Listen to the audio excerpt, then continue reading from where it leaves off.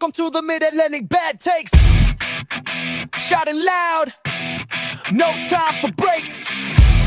Feel the fire, the pulse, the stakes. This is where the world shakes.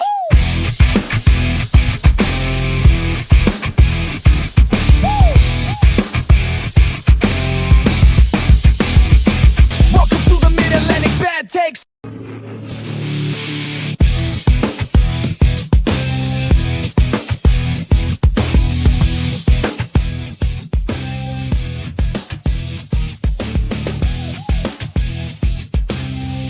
Hey everybody, and welcome to the third episode of the Mid-Atlantic Bad Takes podcast. We'll be talking some O's and Nats baseball today on the podcast and breaking down both teams' starts to the season and the positives and negatives we've seen so far. We'll also be announcing our second giveaway winner, but we'll start by talking some O's baseball. And Brady is graciously joining us again to talk some O's. We're going to start with the good, which was the opening day, and you were there. So what was the vibe?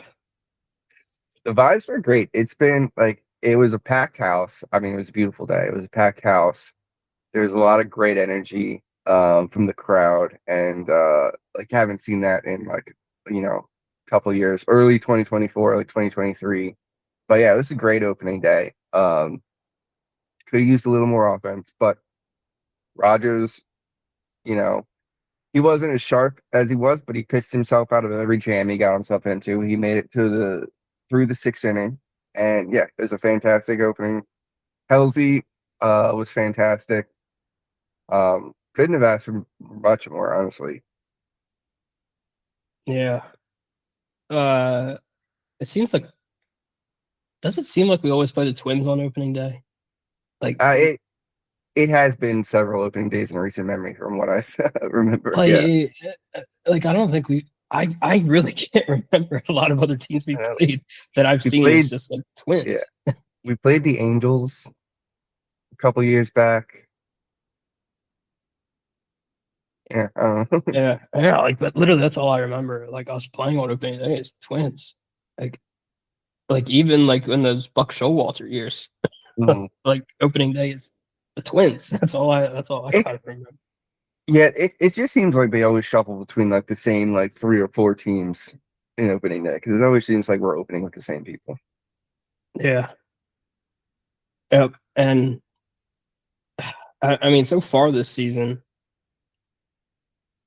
I mean, Trevor Rogers is I don't know why we haven't done what we did when we got Corbin Burns saying it's Corbin Burns Day. I'm waiting for the Orioles to start saying it's Trevor Rogers Day. I mean, I think he's earned that. But yeah, other than that, I mean, man, he's been a bright spot. But it's hard to find a lot of other bright spots so far this season. I don't know, man.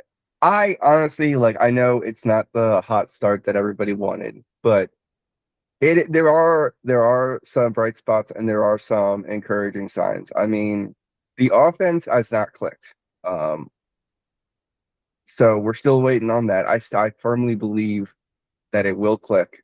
Because if we go down the lineup, we got Ward leading off, and other than that opening series, he's been fantastic. He's been an on-base machine. Gunnar Henderson has said it himself. He's not quite there yet, but you still see he's got the pop. He's got the power back that he didn't have last year.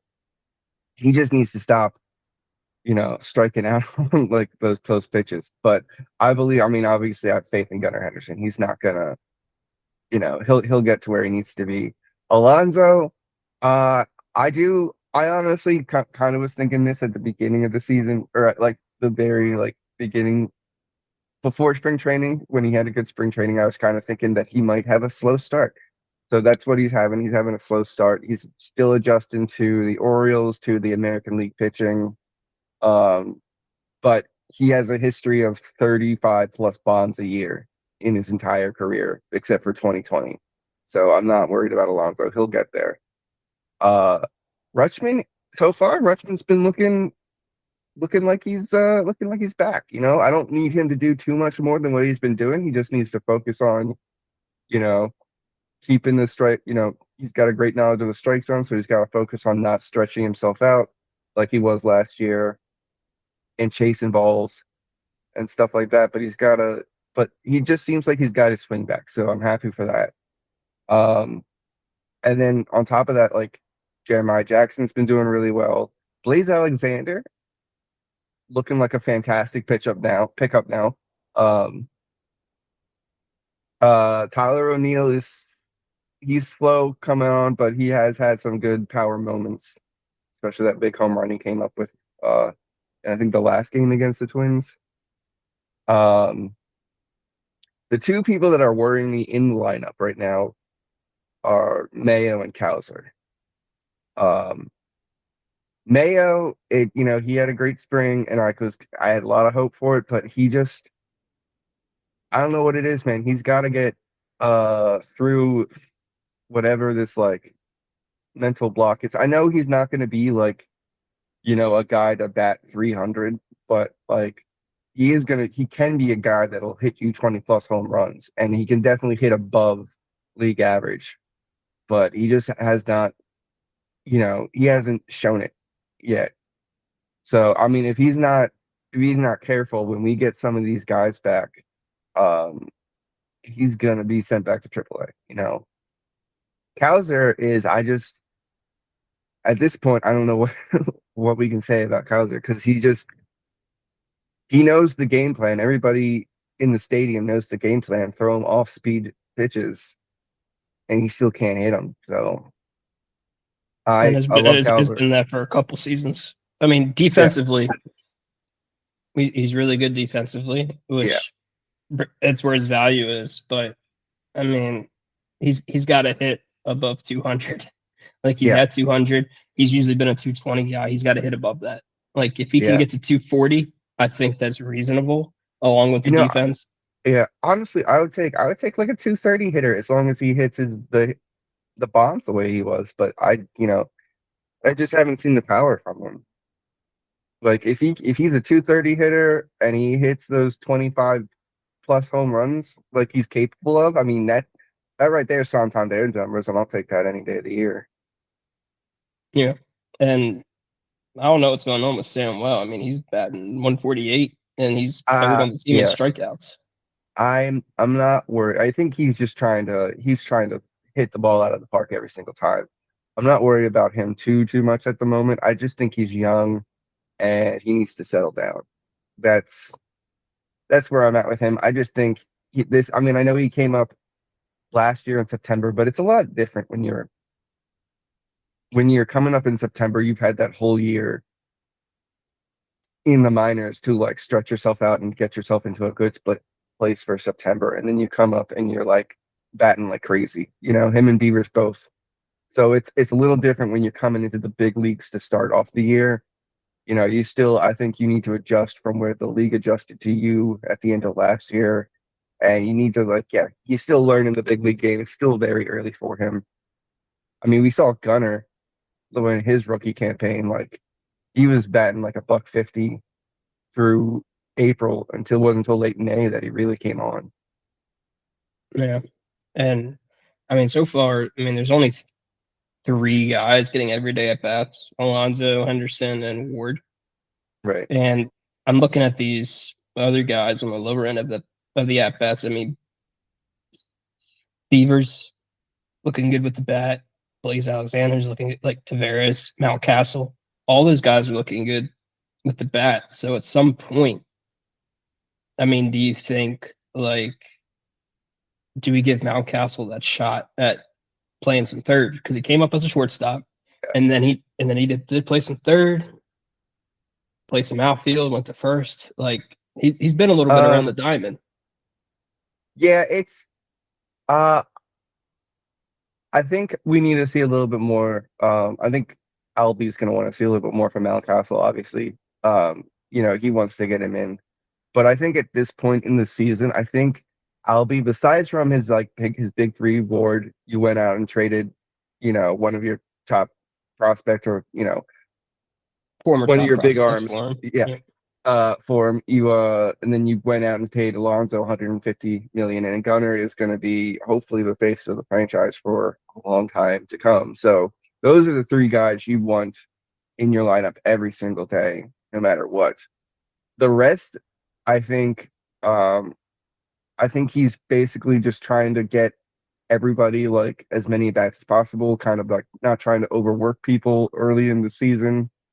I mean, he's being very careful with Rutschman, which I like, especially early in the year. Like you don't like catching is a taxing position and you don't want to burn them out too fast. So I just think that's where Albi's at right now is trying to balance out the at bats for everybody as much as possible. I'm still, trying to win games, but I think probably more towards the end of April, I think is when we're going to start to see a more everyday lineup. Mhm. Yeah, I mean, I don't know. It'd be nice to see Mountcastle. I think he's only got 8 plate appearances Yeah, this I want season. to see. It would be nice to see him get a Yeah, little more. I really want to see him more there. I mean, it'd be cool, especially. I mean, I don't know. Westy's looking like it's going to take a while. Like he won't be back for some months now. Um, and so you got Blaze, who's playing a fantastic third base, and gets on base, and then you have uh Mayo, and I don't know, maybe they start working Mountcastle out just to get him, just to figure out getting him at bats, but I don't know if that's not going to be something like right away that happens.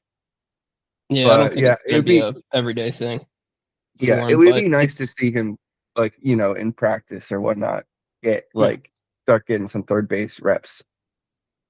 Um, to see if if that's something even viable. Like Well, I mean, because the thing is, it's like, I mean, Holiday is playing every day, and he's actually looking really good on his little rehab assignment in AAA.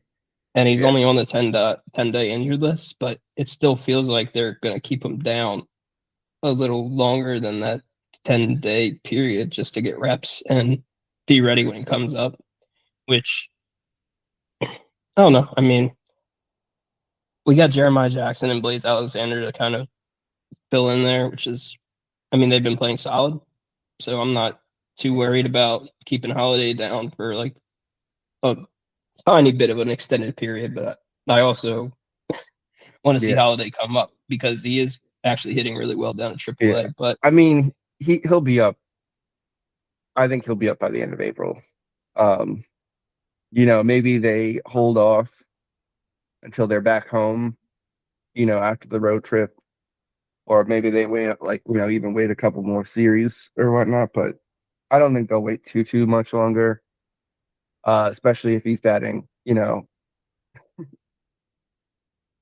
I think he's hitting close to 300 right now down in yeah, AAA, and he's actually hitting on base and everything else. So yeah. I I mean don't the know. I the mean, offense isn't clicking, so maybe like adding Holiday back into the offense right now will help.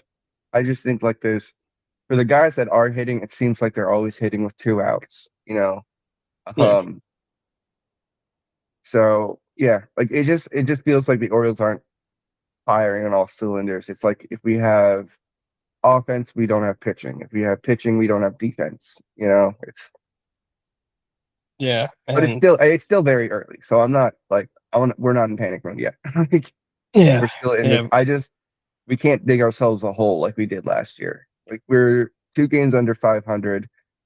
Most of the East, uh, American League East, most of the rest of the division is also under 500. So except the you know, Yankees came out firing. listen, the Yankees are right on time for their midseason collapse. Okay, they've got the script. They're sticking to it.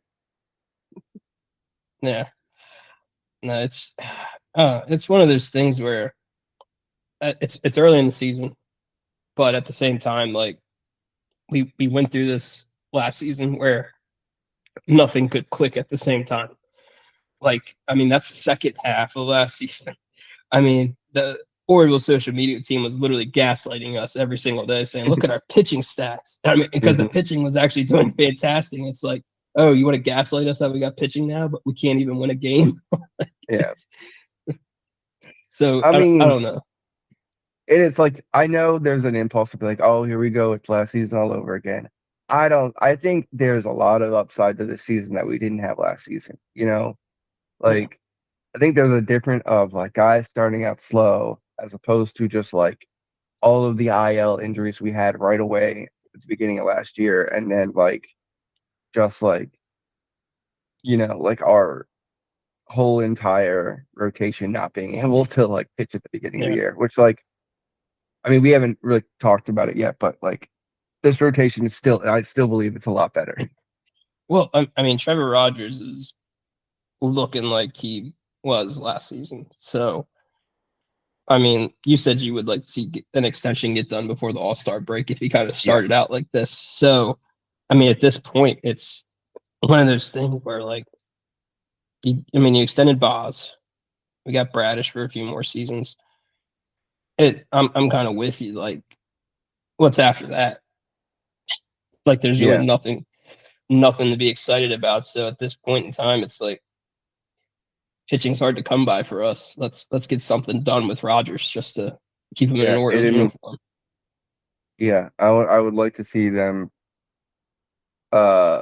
give him a good deal. I mean, obviously it's gonna be more than Boz. I think Boz was like 68 or 70 something million. So it's Yeah. definitely gonna cost you more than Boz. I don't know if you'll get him for the years that they got Boz for, but I really think a 3-year extension, maybe like 80, 90 million, that gets I think that would get the job done. I'd go 90 with Rogers. Yeah. I mean, 3 years, 90 if he keeps pitching like this. I mean, yeah, that's worth it to me. But yeah, I mean, at the same time, like to me right now, this team isn't gonna fall. Like if nothing's clicking, this is not Albie's fault. You got to start pointing the finger at Mike Elias because he's not building the team at this point. Because Hyde was the fall guy last season. Like Brandon Hyde just got threw under the bus. And I mean, Elias admitted himself that he needs to take some blame for it all. But if Albie can't get this team going either, like to me, you got to start pointing the finger at Elias because when you look at his offseason, I mean, I think we can both agree there could have been a lot more done in the bullpen. A lot more. I mean, the back end was okay, but that middle part of the bullpen, like there could have been something done. And I mean, I don't know, to me, that Peralta trade was just, it was there. And you look at the way Mayo's starting the season, like we really could have dangled him out there with his prospect pedigree and maybe gotten a bite and adding a couple more pieces. Mm-hmm. Yeah, I mean, there's definitely like some glaring weaknesses, especially in the bullpen. I mean, there's some guys that are liabilities, but there are some surprises too. I mean, Nunez has been a surprise. I know he gave up those runs in Pittsburgh, but other than that, like his first 2 outings, he was great. Rico Garcia has been Rico Garcia has been fantastic. Yeah. Wells was looking rough to begin, but he seems to be coming along, and I'm not worried about him. I think he's definitely going to be a good anchor. I won't feel comfortable like with the bullpen until we get Aiken and Kittredge. Thank you. Yeah, Aiken and Kittredge back. Like once we have those two, and then we can stop putting like some of the guys, like we can stop putting people that we're like worried about in high leverage situations. That'll be good. Well, I mean, you look at it now, like Dietrich just went on the IL, and who else went on the IL? Geraldo also went on the IL. So and Eflin, Eflin too. I feel so bad for Eflin. I mean, that's so unfortunate. I'm thinking it's probably gonna be Tommy John. That's so bad. Yeah, he's getting a second opinion. So right now, at a minimum, without knowing what the second opinion is, it's probably going to be a 60-day IL stint. Yeah, I mean, I think they transferred him to a 60-day today. Yeah, I think I saw that. I mean, at some point, Kramer's got to come up. Yeah, I wouldn't be surprised if Kramer gets the next fifth man start. I mean, Well, he mean, like, started last Friday, so I was thinking probably tomorrow or Thursday would be his um, day. yeah, I don't know. It's because I think they already have Boz scheduled for tomorrow Yeah. or So I mean, Bradish. Kramer might Maybe be. Yeah, it'll he be might be coming Bradish on. tomorrow, and then Yeah. they have a TBD for the San Francisco series. So that might be the Kramer start. Yeah, I mean, so the back end of the rotation hasn't looked great, uh, but Rogers, we've talked about it. He's looking Yeah. like the ace. Um, Bradish is still coming along. I'm not worried about Bradish. I think he just needs to make a few tweaks, maybe some better two strike pitching Mhm. choices. And I think he'll be right back there to where he was. So I'm not super worried about Bradish. Boz has looked good. I know he's had some struggles, but he has looked good. And definitely when the weather gets warmer and he gets more comfortable, especially in an Orioles uniform, I think we're going to see some really good starts from him. So the top three, I think we're solid with. Bassett. That Ooh. Bassett is if he continues to struggle the way he is, I feel like they're going to put him in the bullpen, which was always Yeah. an option with him anyway. Um, and hopefully, time in the bullpen will help him work out the kinks that he's struggling with. It hasn't all been Bassett's fault though, too, because there have been some defensive plays behind him that have got him that Yeah. have could have gotten him out of innings, but instead extended the innings. And then ultimately got him out of the game. But still, that 14 ERA is pretty ugly right now. Yeah. And I mean, Brandon Young's made a start. He's looked Brandon all Young right. start. And He looked great. Yeah, I think 5 innings. Povich came Gonna, in relief for Bassett, and he looked okay. yeah. So So Povich, he had a lot of traffic. He only gave up 2 runs after the Bassett start. He had a lot of traffic. But I think he pitched pretty well. Brandon Young, to me, is he showed us what his another round of his capabilities. And I think that's encouraging that was his first start of the year. mhm. And it last year he had 2 really good starts, and then everything else was ugly Yeah. from him. You saw some flashes in the other starts of oh, this guy's good, this guy can pitch. But the fact that he comes out and pitches 5 shutout innings for his first call up of the year is really encouraging, especially in a game that it wasn't like a must win game, but it was definitely after a sweep to go into a new series, that was definitely we needed that game. Yeah. No, it's I don't know, I mean, we know what we're gonna get with Kramer, so I'm hoping Kramer can just Kramer and do his thing because with him, it's every 4 or 5 starts, he's gonna toss a gem and go 7, 8 innings and give up Yeah. 1 run.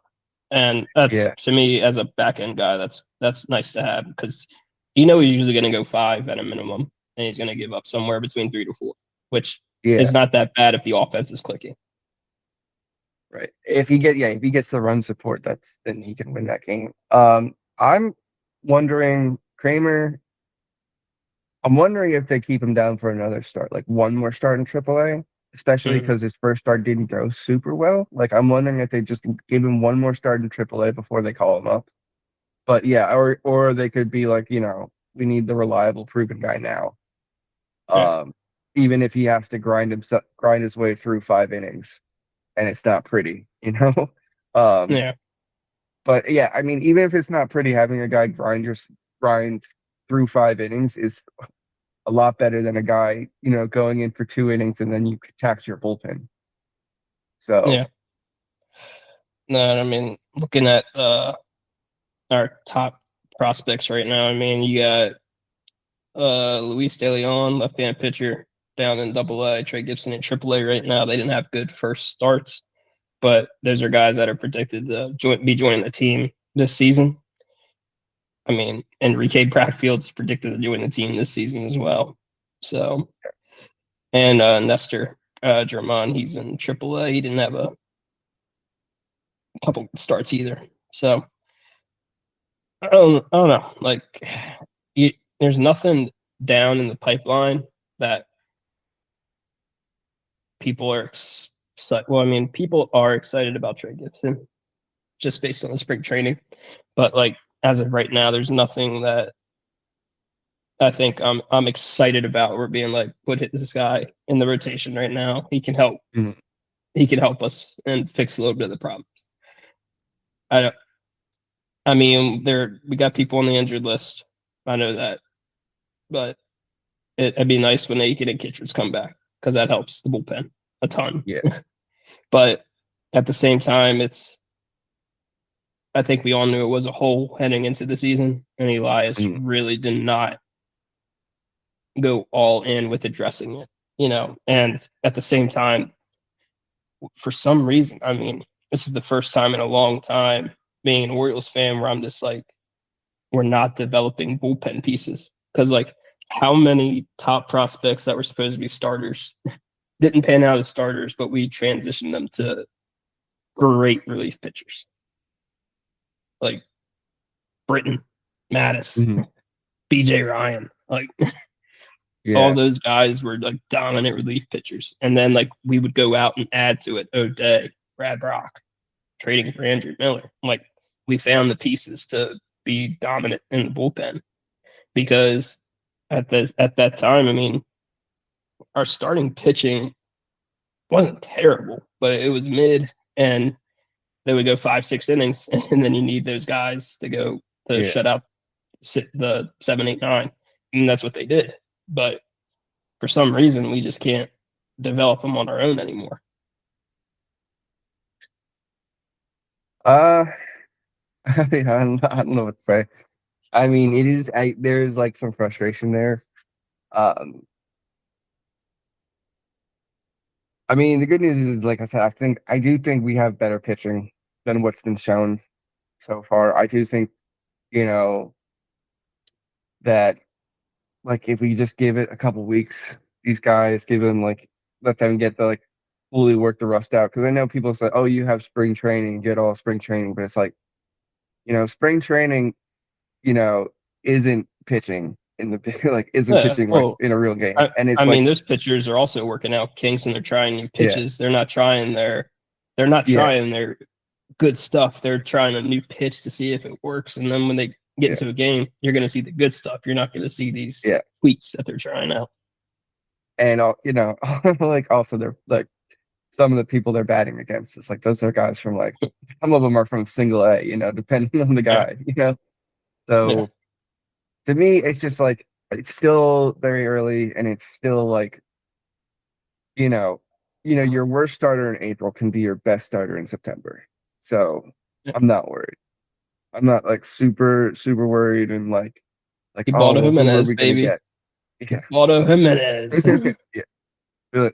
So for me, it's like I'm not like sitting there like, oh, like who are we gonna have when these guys don't work out? Like I think like we have a good rotation, and once we can get the bullpen healthy, that'll help a lot. And I think Elias has shown his ability to pick up some arms from like when other teams DFA them, he'll pick up a guy, and that guy will turn out to be like great, at least for a little bit.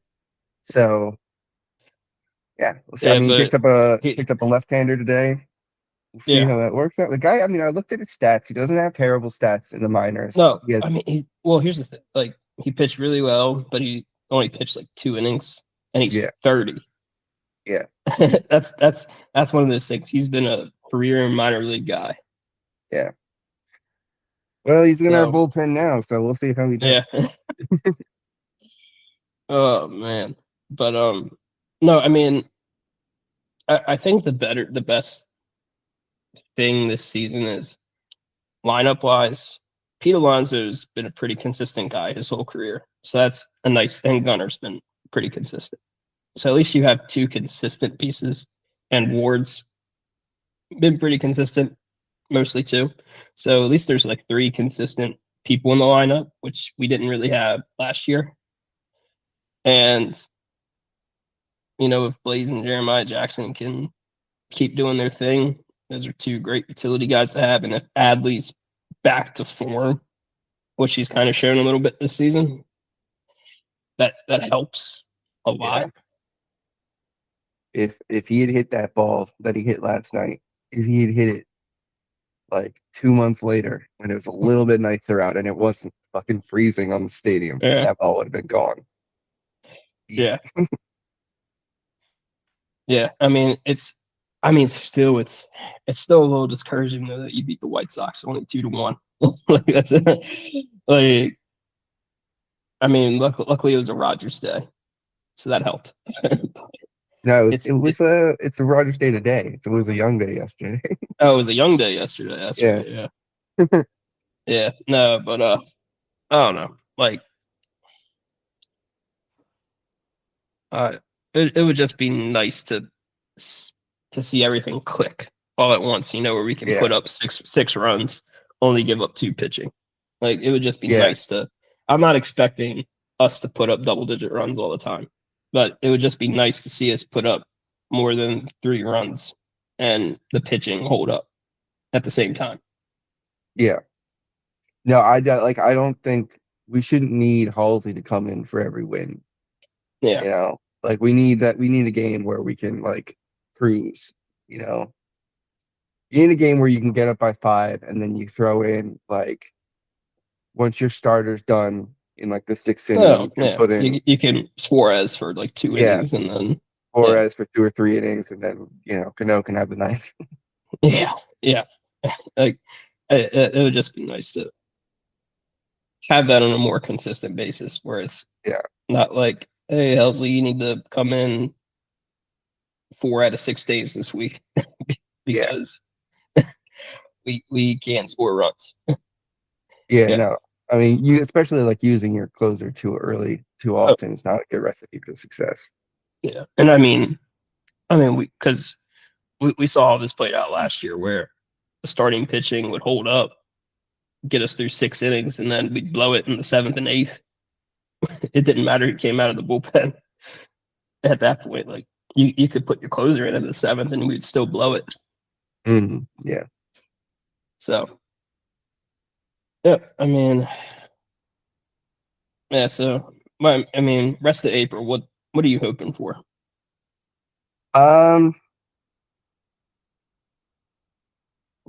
I mean, we got swept by the Pittsburgh. Yeah. So I would hope that we can sweep the White Sox. I mean, at the very least, we should take 2 out of 3. There's no reason we can't win tonight. So at the very least, we need to take 2 out of 3. San Francisco, they're starting out slow as well. I mean, they're 3-8 right now. So again, there's no reason. Take 2 out of 3. Take 2 out of 3 for them. Well, I think that entire home series, because we should be able to take 4 out of 6 between them and Arizona. Yeah. So really, like if we go all the way up until the end of April when we take on Tampa Bay and Toronto, I really would like to see us get hot, and I'd like to see us, start to stack some wins. Especially if we take 2 out of 3 in Chicago and 4 out of 6 in this home series with the Giants and Arizona, I think that leads us pretty good going into Cleveland for 4 games and then Kansas City. Yeah. And then Boston started off horrible. So if you could sweep Boston at home, I think that puts us in a good spot heading into May. Yeah, Albie wants to beat his whole team. Like as much as he loves. He wants to go back victorious to Cleveland. And I mean, if he wants to if you take 3 out of the 4, that puts us in a really good spot heading into those last 3 series in the month. And then, because if you look at May, I mean, we got a 4-game set against the Yankees in New York. That's going to be tough. But then we got Miami. We got to travel to Miami, which kind of sucks. And then from New York. And then we got the A's at home, and then the Yankees are coming. Then we got the Nats in Tampa Bay. Yeah. I mean, if we can creep and get close, I think if we can get to 500 or a little above by the time we play Tampa Bay, we're in a good spot. Yeah, no, I mean, I think in April, if we can finish April. Oh shit! I was looking at May earlier. I don't know why, but I was looking at April. Then I must have scrolled down to May and I realized it. because I said we played Toronto. You're at the end looking of at April. you're looking at Tampa Yeah. and Toronto. Yeah. Okay, so we end April with Boston and Houston. If we can end April above 500, I think we'll be in a good spot. Or even if Yeah. we're just like at five, like I don't want to like we don't have to be like Yeah. five games above 500. But if we're like Oh, a no. game or two above 500, Yeah. I think Well, we'll be in a great spot. If we're at 500 heading into the New York series, it's going to be a tough series. So it's okay if we're at 500 at that point, because then we followed up with Miami and Athletics. So that can put us back there. And then we're in a spot where we got New York at home, then we're going to Washington and then Tampa Bay. So that puts us in a really decent spot. But I mean, the end of the month is going to be hard. Luckily, we're home for all of it for 3 series. Detroit's going to be a tough series at home.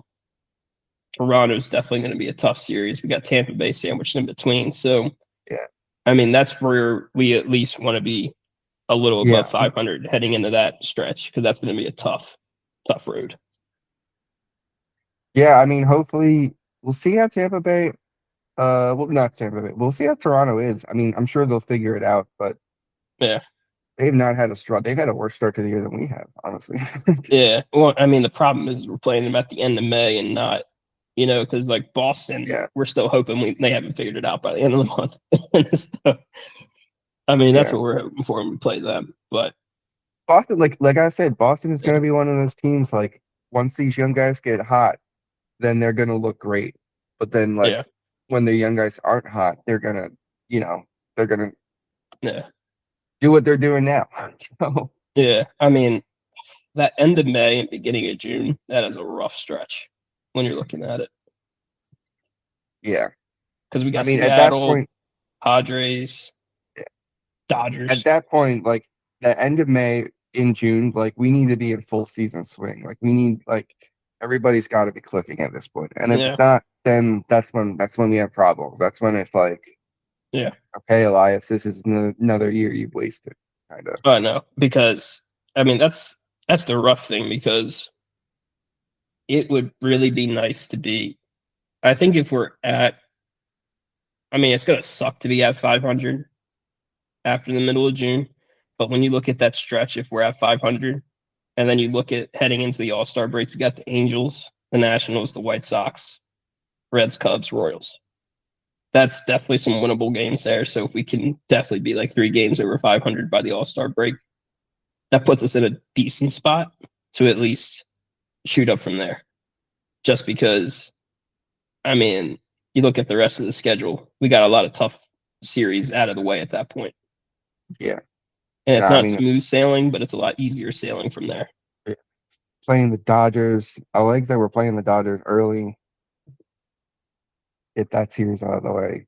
And the Padres. Getting the Padres out of the way too. Yeah. I mean, it sucks that we're in, well, it sucks we're in LA, but when you look at it, we're playing the Dodgers and the Angels back to back. So it's not travel we got to do. Yeah. Well, it's Seattle, Dodgers, Angels, and those are all like right there on the coastline. So it makes it a little easier heading out west at that point. Yeah.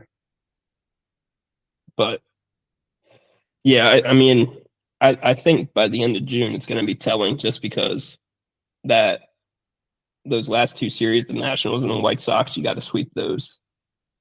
And then you got the Reds, the Cubs, and the Royals. We have to be above 500 by the All-Star break, because I think if we're not above 500, then there's definitely some rumblings going to be happening at that point of, Elias, you're not building. Yeah. I mean, at that point, then you're talking about like selling at the trade deadline again. And yeah, that's not a good place to be. After you just paid Alonso, after you just extended Boz. And I mean, I don't want to trade Rodgers. I don't think you want to trade Rodgers either. No, like I said, I want them to. I would like by the end of June for him to be on at least a 3-year contract with us. Yeah. We'll see if it happens. Maybe Rodgers wants to see free agency now that he's got his. Well, it looks like he's got his career back online, so maybe he wants to see free agency. But I want to extend him. I mean, if I was Rodgers and I'm clicking the way I'm clicking in Baltimore, why would I want to leave? if Yeah. I'm looking this good. Especially if we're willing to pay him, which I think we should be. Yeah, So, we should be. I mean, we definitely should, but at the same time, I think if we're not clicking at that point, I think this just needs to be a full. I think Mike Elias needs to be thrown under the bus at that point, and you got to start looking at other directions of how to build a team, because I think Mike Elias has proven he can draft, he can build up prospects. But when it comes to the major league part of it all, he's not been able to put it together.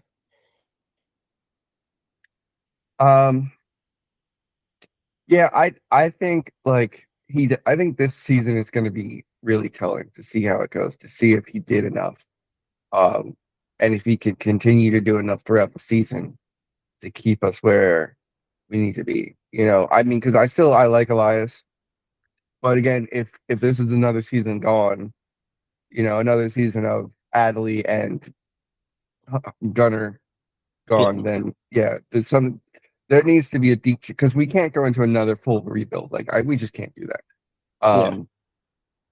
There needs to be, not a rebuild, but if this is another season gone, like wasted, then we need like a full reset. Like if we're not playing baseball in October and hopefully winning baseball in October, Yeah. then a lot that there needs to be a step back and you need to reevaluate some stuff. And I'm not saying that Elias needs to go, but I'm saying that maybe decisions need to be made on, like, do you bring someone else in to help Elias with the decisions, or like what are we like? Well, how do that's you the thing, because he's not GM, he's president of baseball operations, and I think at that point it's, hey Mike, you've done a great job at drafting and building up the pipeline. That's where your focus needs to be. We're going to bring in so and so to be our general manager to handle the major league aspect of it all. And like even if it's a position under Mike Elias, I'd be comfortable with that. Like somebody like you can still have decisions go through Elias, but like if he needs some help building the roster. That was the thing, because when you look at from his time in Houston, he was the assistant, and really he was in charge of building up the pipeline and drafting, because he was the one that went all in for Correa, like, and I mean he's aced a lot of picks with Houston, but he wasn't the person in charge of extending Altuve and pulling the trigger on the Verlander trade, like he pull the trigger on the Corbin Burns trade? Yes. Really good trade, I think, at that time. I mean, that whole season clicked. It all clicked. Everyone was healthy. But in the playoffs, we couldn't hit to save our lives because the pitching clicked. I mean, Eflin and Burns look great. Yeah. But it's just, we just didn't click offensively. And, okay, like, he tried to address that problem last season, bringing in some pieces, and those pieces didn't work. He spent some money this season. Pete Alonso, I think we can both agree Pete Alonso is a great signing. He's a really great addition to the team. But at the same time, it's okay, how else can we build up? And I'm not saying we need to become the New York Yankees and the LA Dodgers and just spend like crazy on people. We don't need to do that. But we need to do better at identifying, okay, we actually do need a top tier pitcher to come in to help this rotation along with Rogers. We need to invest in another second tier back end guy, along with Helsley. Like, I'm not saying you need to spend all this money on Diaz. You don't need to spend on the money on Ranger Suarez, but we need to get better at identifying pieces to really start building it out. And because to me, it just seems like we're a little cheap when it comes to that. Like, oh, we invested in this one piece. Yeah, that's great, but we still have holes here, and here, and you can only claim guys off DFA for so long before, like, Elias was great at that when we were rebuilding. And I mean, a lot of those guys held some value, but the value has washed away at this point, and we're not it's getting a lot harder to find it. Mm-hmm. So, I mean, and especially when a lot more teams are going to start are investing in analytics, like the Nationals are. Like a lot of the teams are starting to hop on the analytics train. So it's okay. What's the next move if everyone's hopping on the analytics train? How can you identify pieces that other people can't? You know, like when we were drafting high up, we had a different approach than a lot of other people, which was we're gonna draft, probably the number 6 rated person in this number 2 slot and pay him a little under the signing bonus so we can get this high school guy, later on, which worked out really well. Yeah. So I don't know. I mean, hopefully with the lottery we can get another college draft, Yeah, it's I don't know. It's one of those things too where Elias hoarded a lot of prospect capital. Yeah. He wasn't willing to trade it, and it's hurt. Like, it's hurt a lot more than we think, because if you look at how high the value was for guys like Kjerstad, Kauser, Mayo, where's their value now? Yeah. No, I mean, like the hoarding of the prospects, that was frustrating. I also kind of think that part of that had to do with like the last 2 or 3 seasons, the Orioles being sold to a new group. Yeah. And don't get me wrong, any way to get the Angelos family out of the Orioles organization, by all means. But I do think that cost us at least a year, in that, the Angelos probably were like, hey, don't do anything crazy because we're about to sell the team, And then on top of that, you have a new group coming in, and they probably want time to evaluate the asset that they just purchased. So it's like, but I mean, how many center fielders do we need on the major league roster? For sure. No, we have prospects. We don't have enough room for all of them. At some point you have to be as great as somebody like Mayo or Kauser looked in AAA, at some point you got to be like, okay, there is no room for this guy, especially if I'm going to go out and sign an O'Neill and a trade for Alonso, Ward. Trade for Ward, sign O'Neill, trade for Ward, sign Alonso. Especially if I'm going to do these 3 moves, then these 2 players particularly, there probably won't be room for them on the roster. Well, when you look at it now, you traded for Blaze Alexander and you have Jeremiah Jackson. So and they've proven they can be some everyday guys at the moment. Yeah. So now it's like, okay, we've got our 2 utility guys, right? And they can still back up when Westburg goes down, right? When Holiday's injured, they can fill in and play. So do we really need 8 second basemen knocking on the door? I mean, that's always been the theme with Elias too, is there's so many guys that knock at the door constantly. They're crushing AAA, crushing the pitching, they're hitting bombs. And then we bring them up and they get 1 game every week. So then their value goes down because they're not performing, because they're not playing every day. So I don't know, it's one of those things where I think Elias needs to take a long look in the mirror and really figure out which direction do we want to go.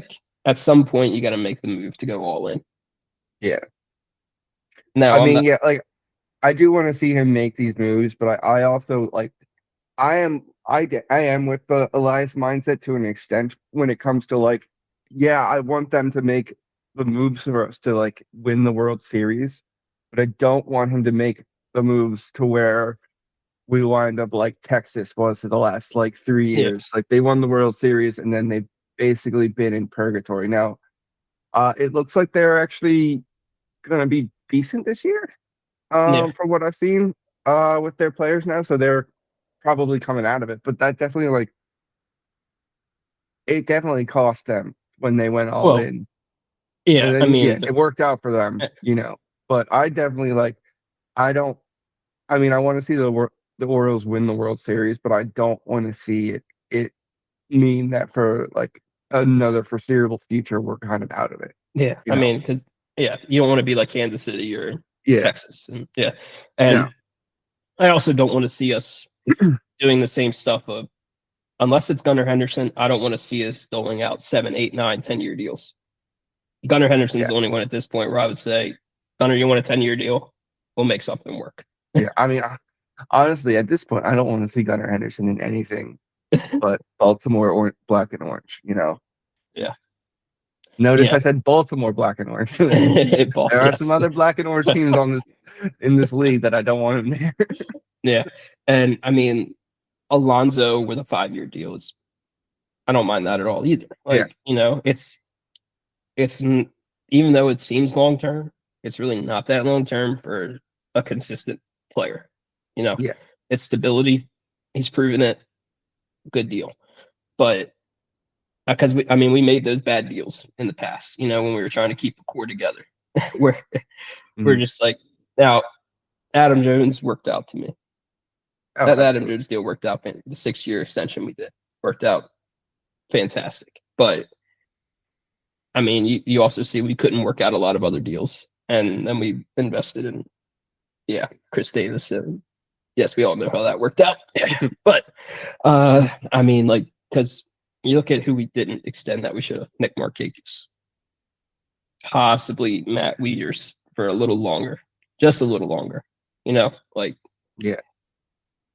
it's I don't know. It's one of those things where it's just sucked for so long, and at some point, like I still think back to those mid 2000s teams where you had Melvin Moore and Miguel Tejada, Jay Gibbons. I mean, you look at the offensive Yeah. numbers. The offense performed. We just could not Yeah. pitch to save our lives. Yeah. We never made the playoffs, so it's like Never. Yeah. we would win April. We would always be first place in April, and then it just I know came we'd crashing be down. first place through the All-Star break, and then it would be like after the All-Star break we couldn't do shit. Yeah, and I mean, you just look at those teams like Brian Roberts, Miguel Tejada, Melvin Mora, Yeah. Javi Lopez. Even though Javi Lopez is past his prime, he still performed. And you got Jake And Gibbons out there. Like, I mean, the other thing is like we couldn't maintain a manager those years that's either. true. Yeah. Yeah. I mean, we would just fire everyone because we Yeah. couldn't I mean, win. at least like at this group, I mean, I foresee unless the wheels come off, I foresee Ollie being here for, he's going to have a good run here in Baltimore. Well, I mean, I was thinking Albie was going to get at a minimum 4 seasons. Yeah. Because I also think, I mean, Hyde had his flaws. He couldn't manage a bullpen, but he was scapegoated last season. He was. Yeah. Yeah, I mean, I also think that maybe there was time because there was definitely like, I don't know. I don't think Hyde was good at like keeping the spirits up, especially early on last year. Like, Yeah. I think there was just like towards the end of his time, he was coasting. I honestly feel like that. And then that game, the nail in the coffin was that game against Washington when we were up by like 8 or something like that, and then they came back to win, and he got fired like the next day. And I was like, after that game, I was like, okay, we need to move on from that. Like, Yeah. because at that point, it's like that's not, losing that game is not an Elias issue. That's a game management issue. Yeah.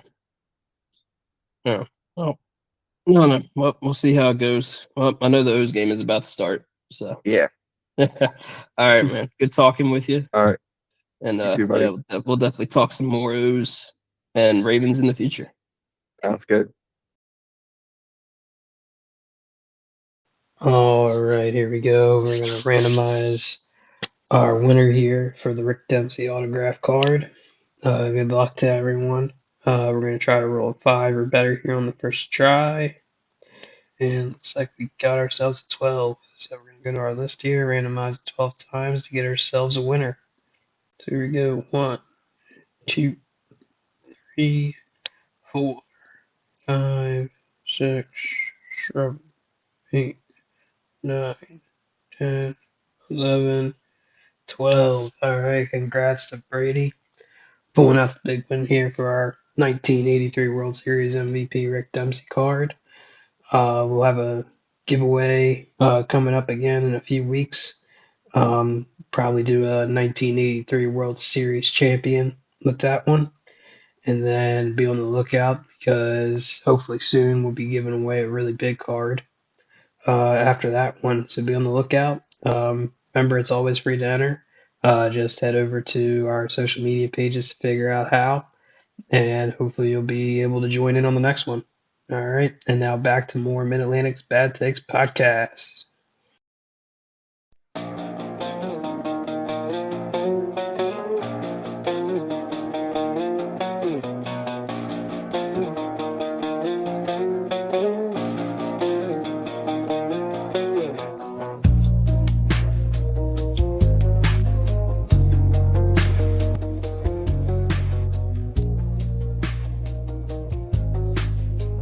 I'd like to welcome Chris back to our podcast to talk some Nats and how they started the season.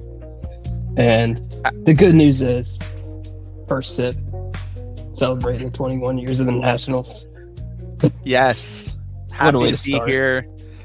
You know, I wouldn't trade our bad baseball team for the world. I'm so happy that we have baseball in DC. I can't emphasize that enough.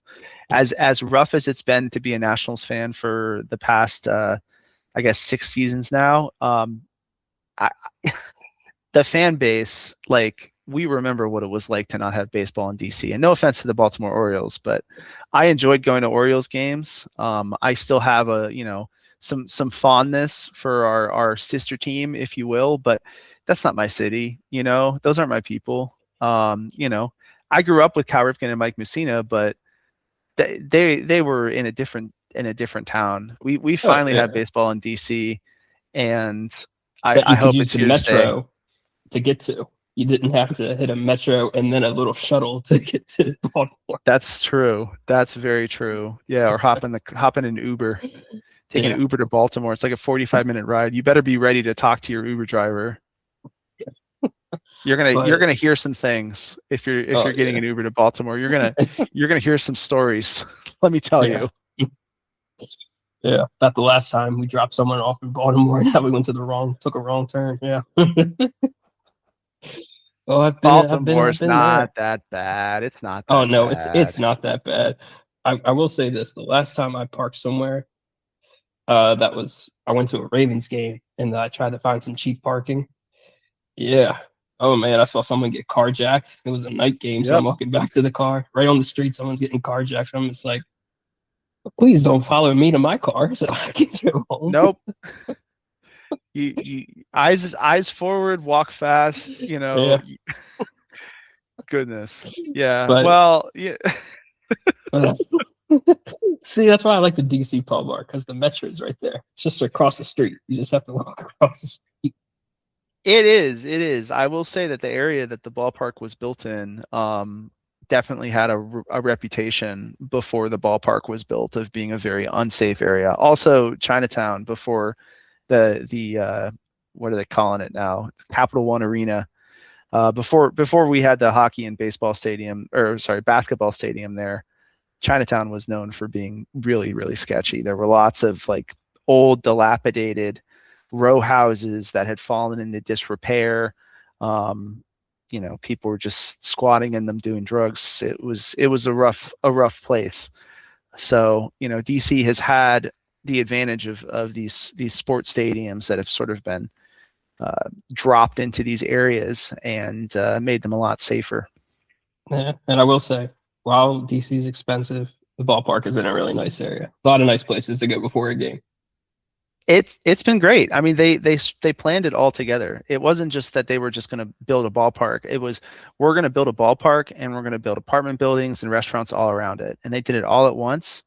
And yeah, it ended up being a really nice time. I mean, yeah, it's still DC. Like, we did have that one incident where there was a shooting right outside the stadium, but very rare for there to be something like that. Overall, it's just a really nice time. Hop on the metro, take your kids, get some food on the way in. It's all good. It's a good day. Yeah, I will say same thing in Baltimore. Just don't go 2 miles deeper into Yes. because Yes. Baltimore is it's very nice around the stadiums and very safe to walk. I will say that. I haven't feared for my life walking to games and stuff when I was finding parking garages. So around the harbor is a great spot. It's nice to go up to Baltimore a little bit. It's nice to spend time there. I've got love in my heart for Baltimore, but I am a Nationals fan and I am a DC sports fan. God help me. So, but I mean, start of the season, you said the offenses looked good, but we'll start with the starting pitching. Cade Cavalli and your boy Foster Griffin. Cade Cavalli, the sky's the limit. He looks like an ace. I mean, he hasn't consistently looked like an ace. His results have been pretty good so far. 2.51 ERA. His WHIP 1.47 I think reflects some of the shakiness that he's had in terms of putting too many guys on base. But in terms of run prevention, he's been great. I think that he has the ability to overpower hitters in a way that the rest of our staff doesn't, and really in a way that no Nationals pitcher has had in a while. He's big, he's imposing, he's got a mustache, and he has the ability to go out there even when he doesn't have his best stuff and just grind it out. And I think he's definitely our best pitcher right now. I think that he is going to be a key part of the rotation moving forward. It really stinks that he's lost so much time due to injury, but I feel really good about Cavalli. I think he's shown leadership. I think he's shown poise. He was our opening day starter for a reason, and I think he's going to be really fun to watch this year. Foster Griffin, yep. I mean, listen, I hate to say I told you so, but Foster Griffin is that guy. He is as advertised. He has looked really good. He has pitched against good teams and he has totally bamboozled them.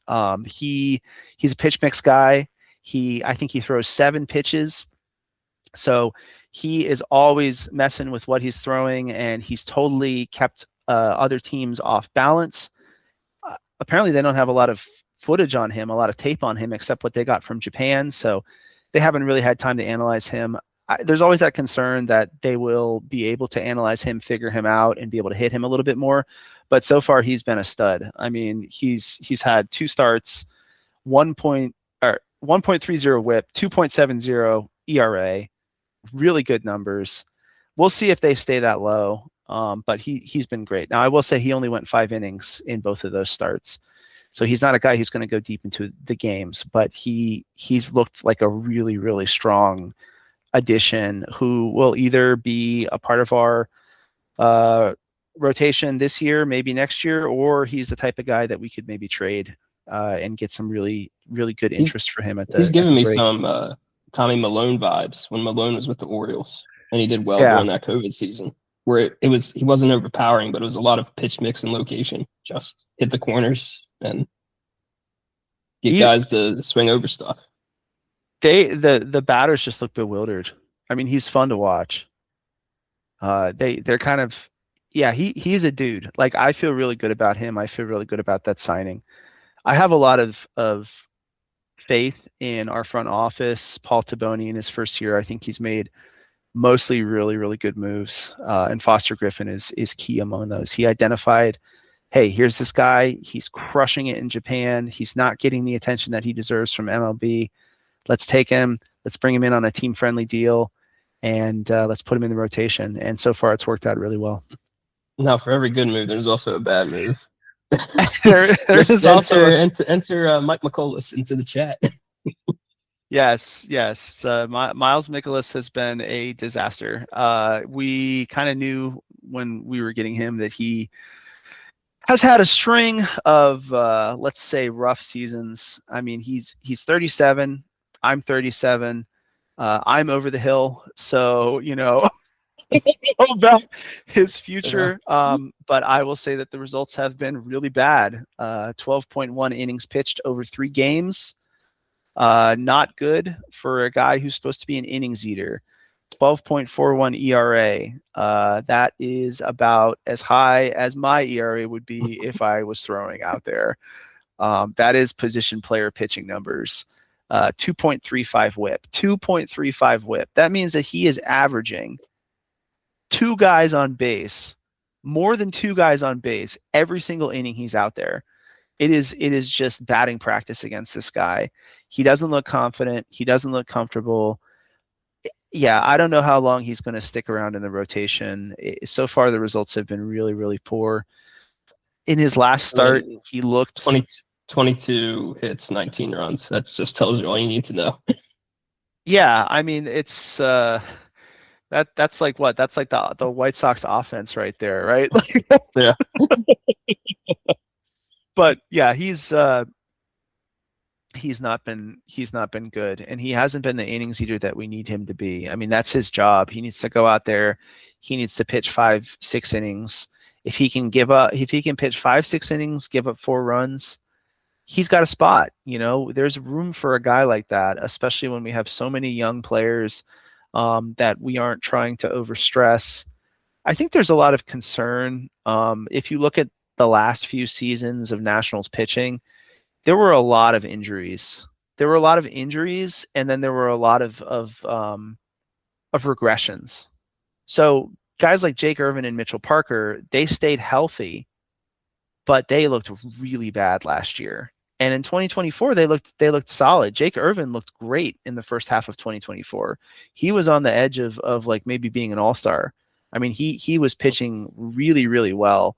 And 2025, I mean, they just sent these guys out there. They got crushed, and it just wasn't healthy for them. And then you had relief pitchers who were going out there, like Derek Law, who had been so good in 2024, didn't pitch for us at all in 2025, probably partly because he had been used so much. So I think there's like a real concern about not overusing our pitchers, and so that's why you go out and get a guy like Mikolas to just eat innings. But he's not eating innings. He's not eating anything. Yeah. He's puking. Yeah. And then, I mean, Jake Irvin, I mean, he's looked good at points in his career. I mean, do you expect him to kind of turn it around now with this front office and this type of management to find the thing that he needs to fix? So there's a couple things about Jake Irvin in his favor. Number one, I'm hopelessly biased for this guy. I really like him. I like him on a personal level. I've watched him for years. I like him in interviews. He just seems like a cool dude, and he has looked really, really good for us in stretches. Like I said, the first half of 2024, I mean, he was pitching as well as any Nationals pitcher had pitched in a while. I mean, which is a really low bar, but he seemed like a guy who was going to be like a lock for our rotation moving forward. It was like, yeah, okay, we suck, but at least we have Jake Irvin. And, 2025, the wheels fell off. He was really bad in 2025. I don't know if I even want to pull up the stats, but like he ended with a 5.70 ERA and a 1.43 whip. I mean, that's an ERA over 5 is not what you want to see from a guy who's supposed to be a promising young pitcher. An ERA over 5 is not what you want to see from any pitcher. That's a guy who shouldn't be in any rotation. And he did all that. That's a typical Orioles ERA in the mid 2000s, man. That's true. I mean, the Nationals have been hitting like the 2000s Orioles, and just hit after hit after hit. So I mean, we can't pitch to save our lives back then. maybe that's the formula. Yeah, I mean, you look at 2024, he had 187.2 innings pitched. 2025, he had 180 innings pitched. Like that's a pretty large workload for a guy. He's 29. He's a little bit older than he looks, but that's still a lot for a guy who only has a few seasons in the majors. So far we've had 2 starts. He looked pretty good in the first one. He got roughed up in the second one, and I'm hoping that player development has come a long way. I'm hoping that what I'm hearing about the Nationals using more analytics, the Nationals using more technology to try and help pitchers, to try to help hitters, I'm hoping that benefits people like Jake Irvin, because I want him to succeed. I will say the game that he got shelled, and he did get shelled, but it was his second start. He gave up 6 earned runs in 4 innings. It's not good, but it was against the Dodgers, and the Dodgers look like the Death Star. Like, this team is just something. Someone's got to stop them, and maybe they're going to stop themselves. But the Dodgers just look unbelievable. They really cleaned our clock when we played them. They swept us, and yeah, I mean, this team just looks insane. So maybe we're grading on a curve a little bit that he's throwing against the Dodgers lineup, but Are you ready for a hot take? Go for it. Maybe if the Dodgers didn't let their starting pitchers they use in the playoffs sit at home the whole season and gamble, and then bring them back for the playoffs, maybe that's a way to stop them, because they're not injured. They're just licking their wounds from losing all their bets. Yeah, I mean, whatever they're doing in that organization. Let's look at it. I mean, they cycle through like 25 starting pitchers every season. They do. But they sit there and like, oh, we'll let this guy only throw like 2 games in the summer, and then we'll bring him back in September. And it's just like, what injury did you have that you had to miss this entire season but come back as a top pitcher in September? He'll come back and look like a stud. Yeah, I don't know. I mean, they seem to have, in addition to having stars, I mean, listen, Nats home opener, we lost. I did get to see the Dodgers play. That was cool. And, you know, I want somebody to beat them. I do. I don't want to have a three-peat. I can't take it. Someone has to stop this team. But they're so good. And it's not just that they have stars at the top. They have depth for days. They have utility guys who are really good. And not only are they really good, but they're overperforming. Well, they have the majority of their lineup, minus their 3 stars. Mookie, Freddie, and Shohei. Everyone else is utility. They seem to get the best out of these guys and just use them in the right matchups and use them in the right situations. And they just seem, when they're going, they're just unstoppable. And depth is a big part of that. Their ability to draft, you know, top prospects, develop them, trade it's international signings too, is they got a lock on the international market that a lot of other teams don't. Yeah, they do. Someone's got to stop them. Someone's got to stop them. Colorado Rockies, baby, they're 500. I feel it. I feel the Rockies coming. Probably not going to be the Rockies. Probably not going to be the Nationals. You know, we're 4-8. Yeah. Well, I mean, honestly, the best choice when you look at it's got to be the Padres, just because they're in the division. That's like the only team in that division that has a chance to compete, but the Padres always blow it. So they find a way to beat themselves. They really do. Yeah. I mean, they're the Yankees of the West. You know, like the Dodgers are the kryptonite, like the Astros are the kryptonite of the Yankees. The Padres have the talent to really contend, but they're just they can't get out of their own way year after year. Maybe if they didn't trade all their talent. Well, they do have a habit of trading their top prospects, including National shortstop C.J. Abrams, Nationals outfielder James Wood, Trey Turner. Like, you want Trey Turner? Yeah, nothing. Nothing. Take him. Yeah, they've given us some good players over the years. I will say that. Thank you, San Diego. Yeah, and then I mean, you got Littell. We looked okay. Littell seems pretty good so far. Yeah, I mean he's pitched 2 games. The first one he didn't pitch very deep. The second one he was it the second one that he had an opener? Mm-hmm. Yeah. Yeah, I mean he's looked pretty good. I mean overall, like his stats, 3.60 ERA, 1.50 WHIP. That's probably in line with what we can hope for from him this year. But yeah, I mean he's a good pitcher. He's a better pitcher than the Nationals have signed in a while, in terms of like established major league, pretty good starting pitcher, because those guys usually cost a lot of money to even just be pretty good. So I'm happy about that signing. And I mean, moving to the bullpen. I mean, the bullpen I mean, you said it's been atrocious. There are some bright spots, but at the same time, it's one of those things where you have to pick and choose. Do you want this guy in the rotation like Brad Lord, or do you Yeah. have to keep him in the bullpen just to keep the bullpen at some type of strength? Brad Lord is a key pitcher in the bullpen right now. I mean, just because our bullpen is so bad, but he's just a key pitcher in our organization in general. He's a guy who could start. He's a guy who could be a long reliever. I'm not sure they figured it out. I think last year they sort of moved him between those two positions, and that's not good for a pitcher. It seems like this year he is their long reliever, but they're using him specifically as a long reliever. He's not getting 1 inning appearances. He's not. They're giving him time to warm up. Like his last appearance, he came in after Mikolas had just put way too many guys on base. Somehow escaped with only 2 runs. And Lord was good. He pitched pretty well. He went 3 innings.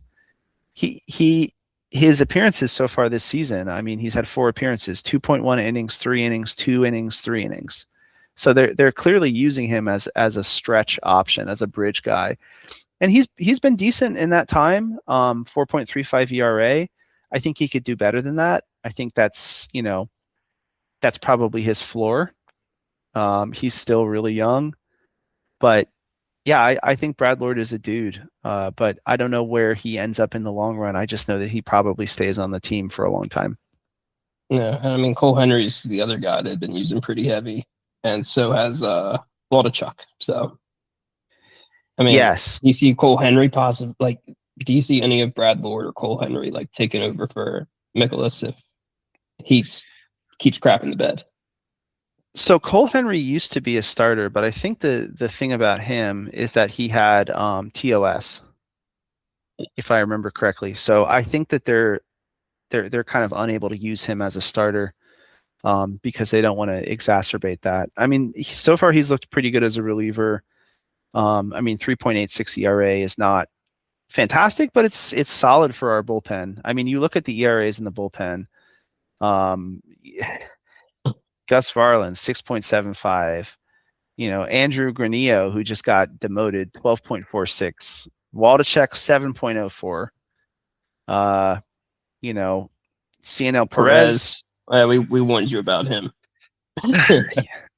Yeah, I mean, CNL Perez, he's the only guy in the bullpen who doesn't have options, which I think really gives you some insight into what Paul Taboni's strategy is to get a lot of pitchers that he can option and bring back and forth, move them to the minors, bring them back up, like Tampa Bay Rays baseball, basically.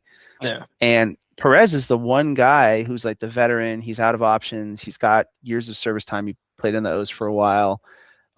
He's the guy who was okay, you're going to be our veteran. You're going to be our rock.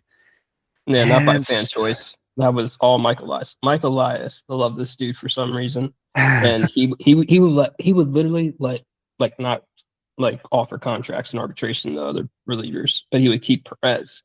Perez had 1 good season. That's it. Yeah. And he crapped the bed every other season. But for some reason, Mike Elias loved him. I still don't get it. Well, he's had 2 good appearances so far in the season, out of 6. And I watched. Ratio. It's not a good ratio. I watched his last appearance against the Cardinals, where we lost a series to a team that we should have beat, and he just didn't look right. He pitched 1 inning, 24 pitches. He walked 2 guys, and he gave up a run. And he didn't look comfortable out there. So I don't know what's with this guy. I imagine he's probably a head case. I think it's probably psychological. I don't know what you do with a guy like that. Don't put him in the bullpen. But I mean, Blake Butera obviously trusted him. There's a reason why. There was another guy who pitched pretty well in spring training. He was former Met. We let him go. He was also out of options. He was basically saying, okay, we're gonna stick with CNL Perez. He's our guy. And so far, that's not paid off. So I guess we got to trust Butera, trust Taboni. But I mean, I think another thing that I'm really hoping to see this season, that a lot of fans are hoping to see, is just a quicker hook. I mean, we spent so many years riding the wrong guys, playing the wrong guys, keeping the wrong guys on the roster, guys who didn't play hard or didn't seem like they had a lot of upside, and we kept sending them out there, kept them around, taking up innings, taking up appearances from people who actually have upside, who have the ability to be, consistent contributors in the future. And I hope that that's changed. Yeah. The fact that Granillo is already down in the minors after, five games because he didn't look good. That's a good sign. That's a good sign. Yeah. There is a way for the Nats to build this pitching roster out a little bit that is kind of resemblance of those 2010s Orioles, where you don't have the best starting pitching, but it's solid, where you're getting 5 to 6 innings out of everyone. But that means you got to invest heavy in the bullpen, which they did. We had a 3-headed monster in the back of the bullpen for like 7 seasons. Like, even though some of the names changed, it was still a 3-headed monster. And it feels like if the Nats kind of go that route, where it's like, okay, like we got Griffin, Cavalli, Littell that we like, if we can find, if Jake Irvin turns it around and we can find another guy, like to me, it's like, I mean, Chris Tillman was leading that rotation, but Chris Tillman was a guy you get 5 to 6 innings, like a 3.6 ERA. Not terrible.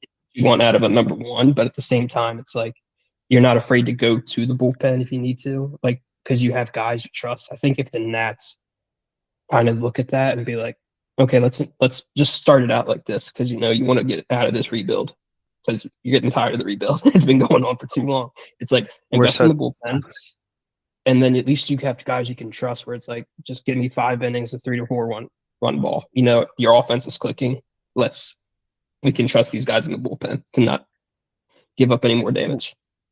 We spent so little money on the team, during the post World Series era, during that 5 years, 2020 through 2025, Davey Martinez and Mike Rizzo.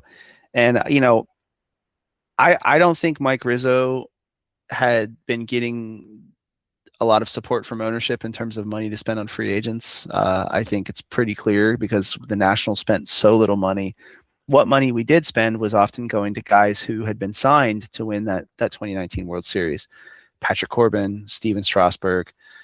And in terms of what was left over, Rizzo would go out, and every season he would spend some money on the bullpen, and he would acquire like a couple, serviceable guys. He would go out and acquire a couple serviceable veteran relievers, probably with the hope that we could flip them at the trade deadline. And sometimes we did and got, usable players, but for the most part, it didn't move us forward, because the bullpen that we needs to be guys who are under contract. We need to be growing relievers, and we just have done a terrible job of doing that for so long.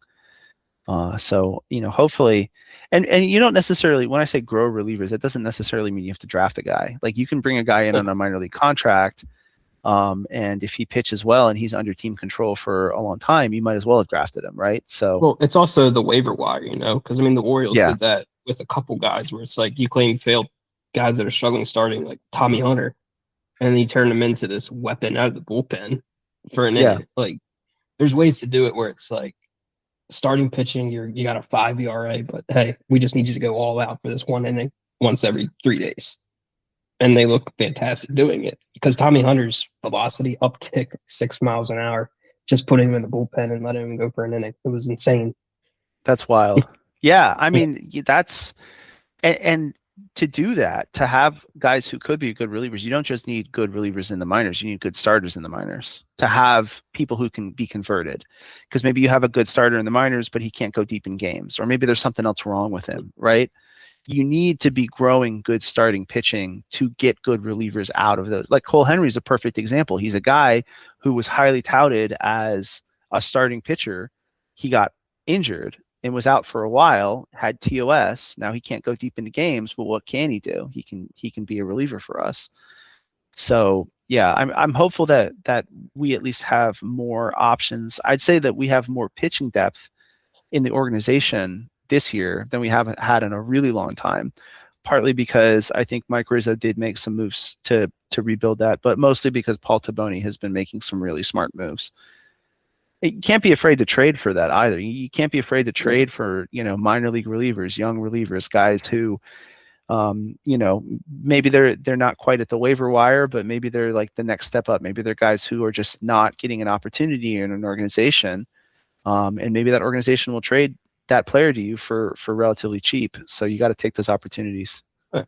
Well, coming from the Rays, if you look at every trade the Rays make, there's always pitching included. Like, Yes. I don't think I've ever seen a trade the Rays make where they're just taking on a bunch of position guys. They're like, usually like it's a 50-50 split of like, we want a pitcher. Like if it's only two guys, give us a pitcher and a position player. We want a pitcher included.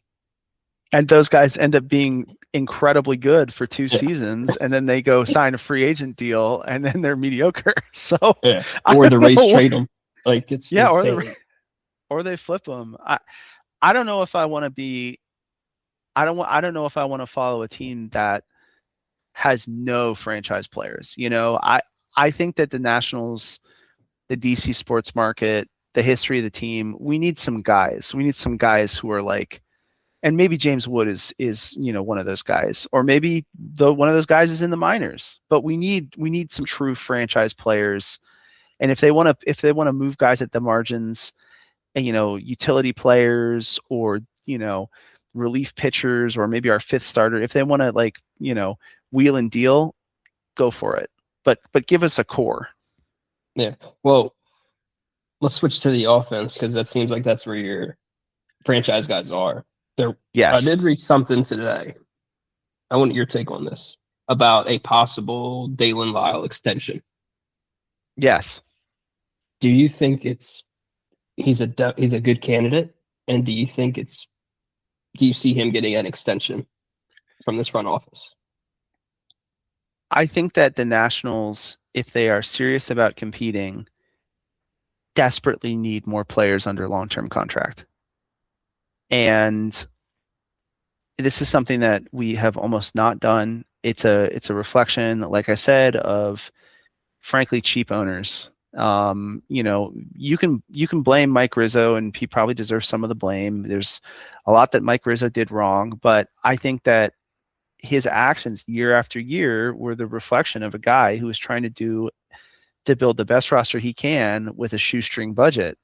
And when you have a shoestring budget, it's hard to find money in that to actually extend players, let alone players who are actually good. So we have one long-term extension on the roster, catcher Keibert Ruiz, and Ruiz has been kind of mediocre and looks like he's probably on his way out.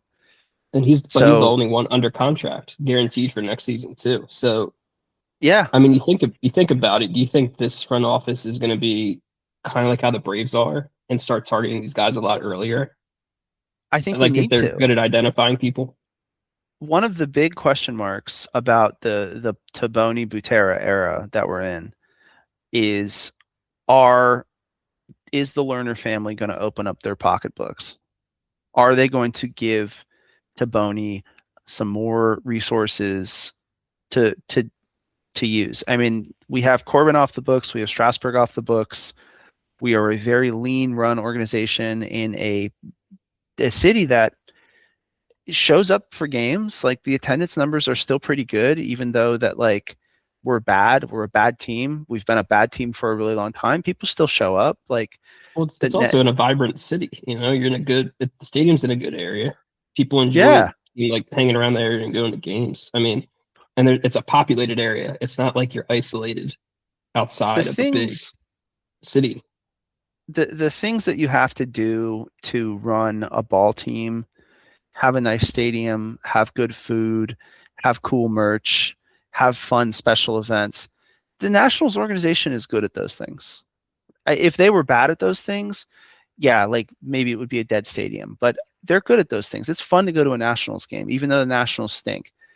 The only time that I can remember that it's really been awful to go to a Nationals game, when I really just didn't even want to go, even if I had a free weekend, the second half of last season, after the bottom fell out, And then like probably 2022, the season when we were playing people like Cesar Hernandez in an everyday role, like guys who really had no business being on any roster, bridges to nowhere. But otherwise, it's still fun to go see the Nationals. The home opener crowd was electric. People were having a lot of fun. Yeah, there were a lot of Dodgers fans there, but there were more Nationals fans. So, I would hope that the Lerner family takes the success of being able to get people in the ballpark and says, you know what, Paul Taboni, here's some extra money, sign some of these guys, sign the long-term core. As far as Dalen Lyle goes, yeah, I'm in on him. He plays hard. He hits really well. So far his numbers, 648 OPS. He can hit better than that, but that's not bad. I mean, 648 is approaching good. He needs to bring that up a little bit, but I think he will. Yeah, he's just a dynamic player, and he carries himself like a star, even though he's not like established at this point. Like he has presence. I think he's a dude. Maybe he's not like a James Wood ever in his career. Maybe he doesn't get to the point where all of MLB are like saying, "Oh, this guy's really good." But I think he has the ceiling. He has the ceiling of that maybe, but I think he has a pretty high floor, and he has a really good shot at being just a really good everyday player that other teams are like, oh yeah, that guy's good. That guy's a good outfielder. That's a 2-WAR, 3-WAR player. I mean, honestly, do you think Nick Markakis is like a ceiling for him? If he can reach Nick Markakis' kind of ability to be that everyday guy. Maybe. I think you got to be aggressive with a guy like Dalen Lyle. Because yeah, he looked really good in the second half of last season, and people were saying, "Oh, it's not a whole season. We have to wait and see what he can do." We don't want another like Joey Meneses situation where we brought this guy up from the minors after he had been grinding and he was in his 30s, and then he was like really, really good for a couple months, and then hung around the roster for years after.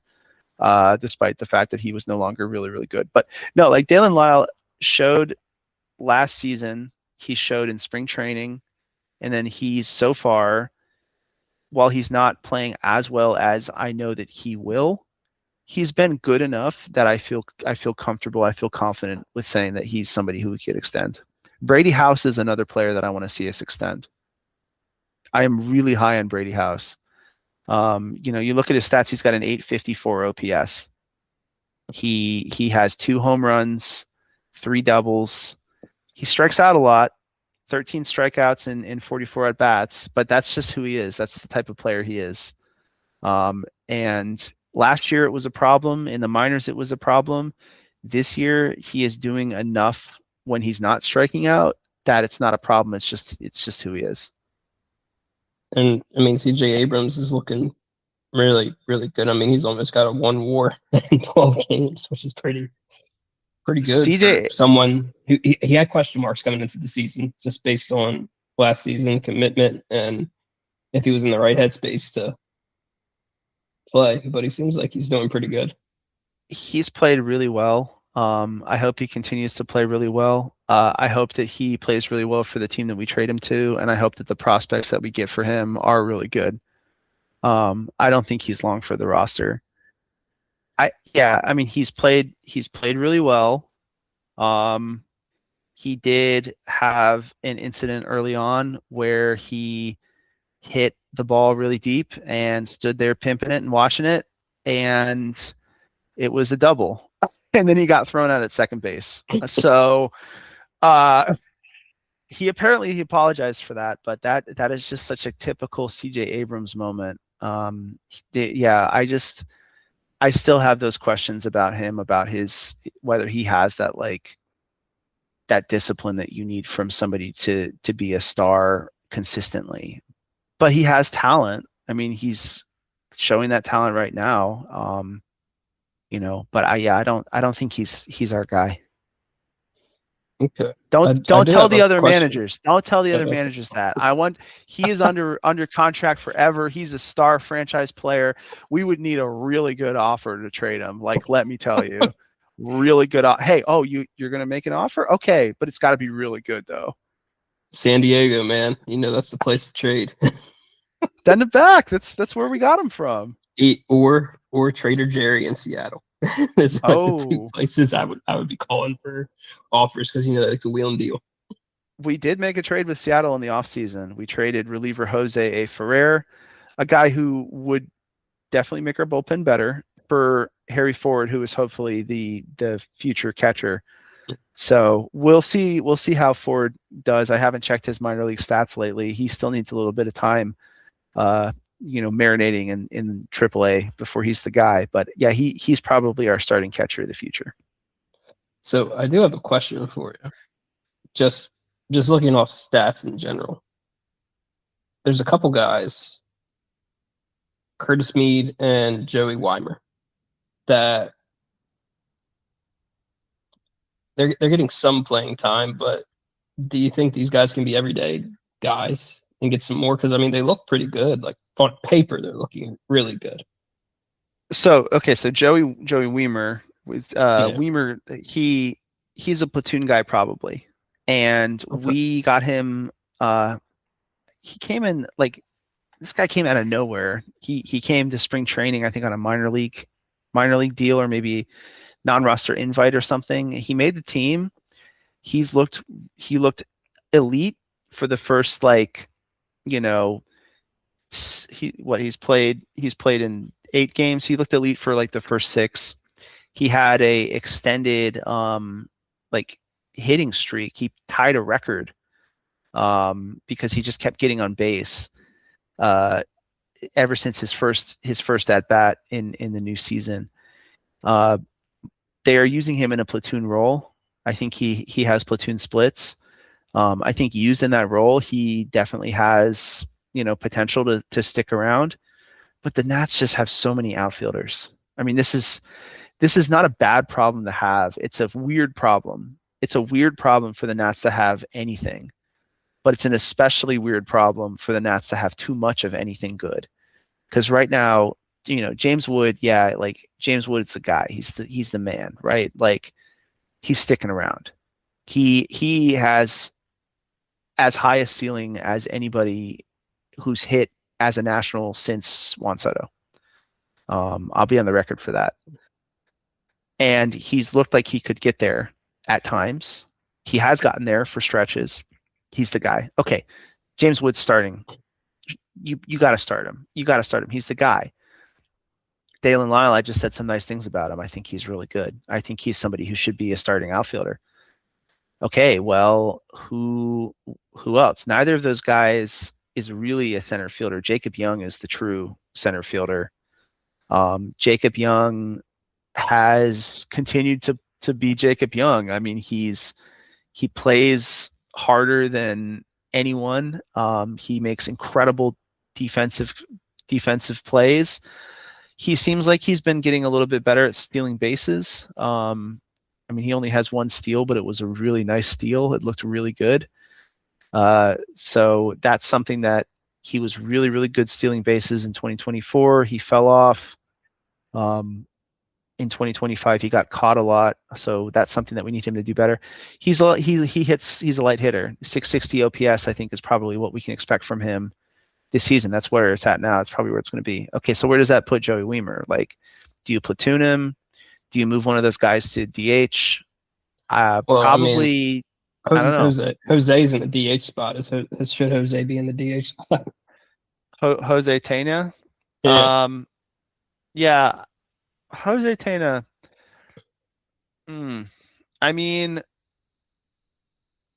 Yeah, I don't know. We got him on a trade from the Guardians. I want to say in 2024, and he looked decent. He looked decent as at the plate, especially a little shaky in the field. And so he's been on the roster for a while, and he's looked like he can hit at times. So far this season, he's not hitting. He's only got a 511 OPS. He hasn't really looked that confident at the plate. He's looked more like an infielder. In the past, he's looked like an infielder with some pop, which is nice, especially on a team like the Nationals, who didn't really have any guys last year except for James Wood. But now that we have some guys, yeah, I don't know. There was some speculation right near the end of spring training when they brought in Jorbit Bibas, and they thought that maybe that meant that Tena would be gone. They ended up carrying both. But yeah, I don't know. I think Tena might be on the edge in terms of guys on the roster right now. Yeah, because Vivas is hitting the ball when he's able to get into games. I'm intrigued by this guy. I'm really intrigued by this guy. I think he's like low key really interesting. So okay, so let me read you a little bit about Jorbit Vivas. His AAA stats. This is a deep Nationals cut. Walk with me on a deep Nationals cut. Okay. Last 2024, he makes it to AAA, or he's in AAA for the Yankee system. He plays in 93 games, 70 strikeouts, 58 walks. 2025, he's in the Yankees system.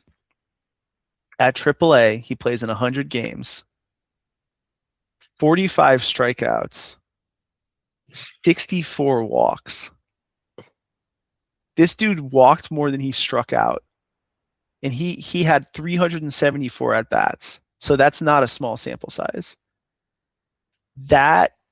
He also had a 752 OPS at AAA, which is like not good enough to say, okay, this guy's definitely a good major leaguer, but it's good enough to be like, okay, yeah, this guy can probably hit pretty decently.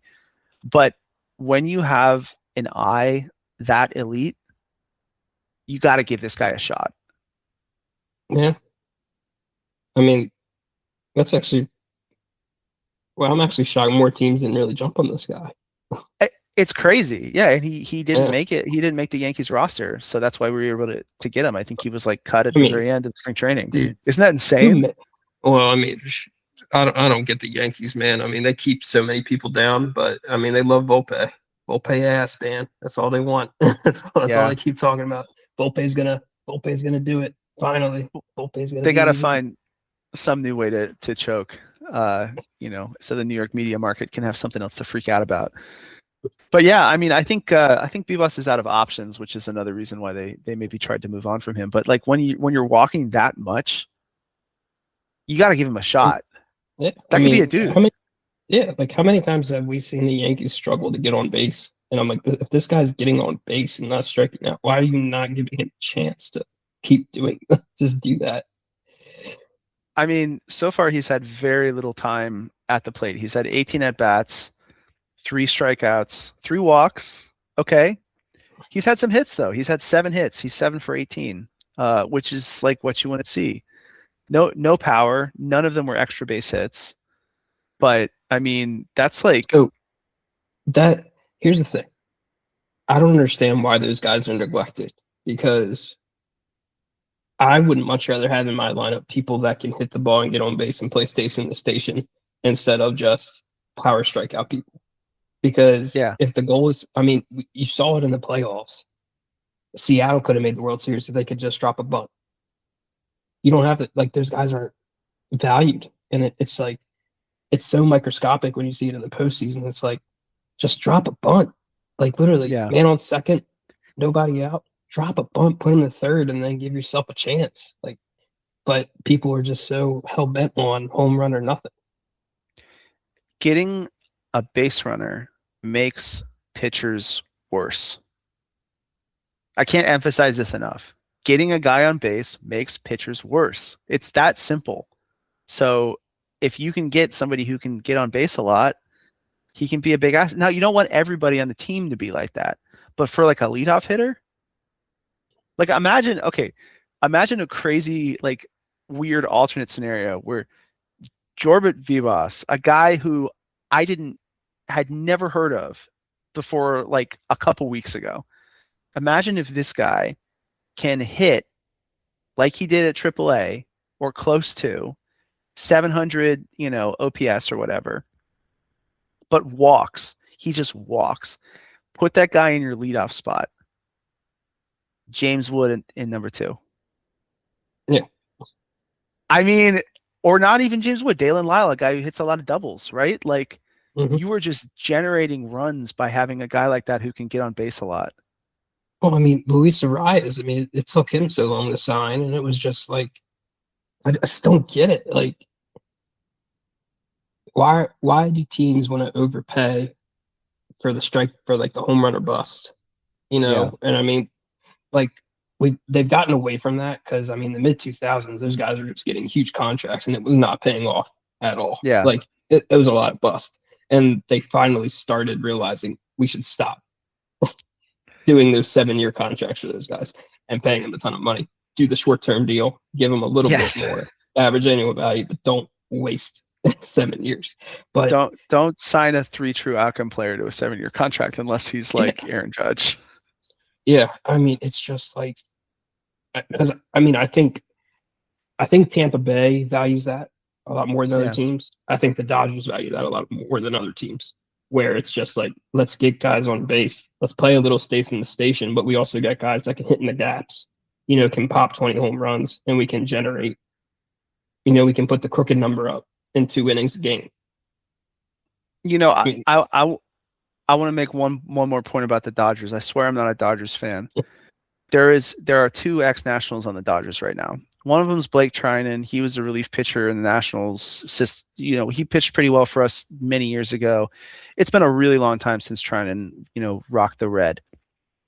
The other guy in the Dodgers is Alex Call, and he was he might have been a waiver wire acquisition, but we basically got him as a cast-off and started using him as like a 4th outfielder.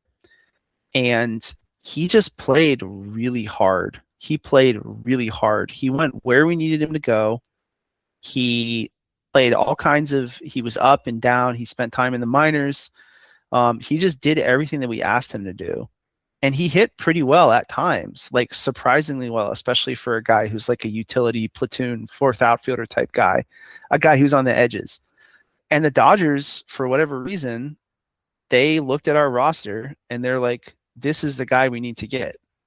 And what do you know? He's been great for the Dodgers. He's been really good.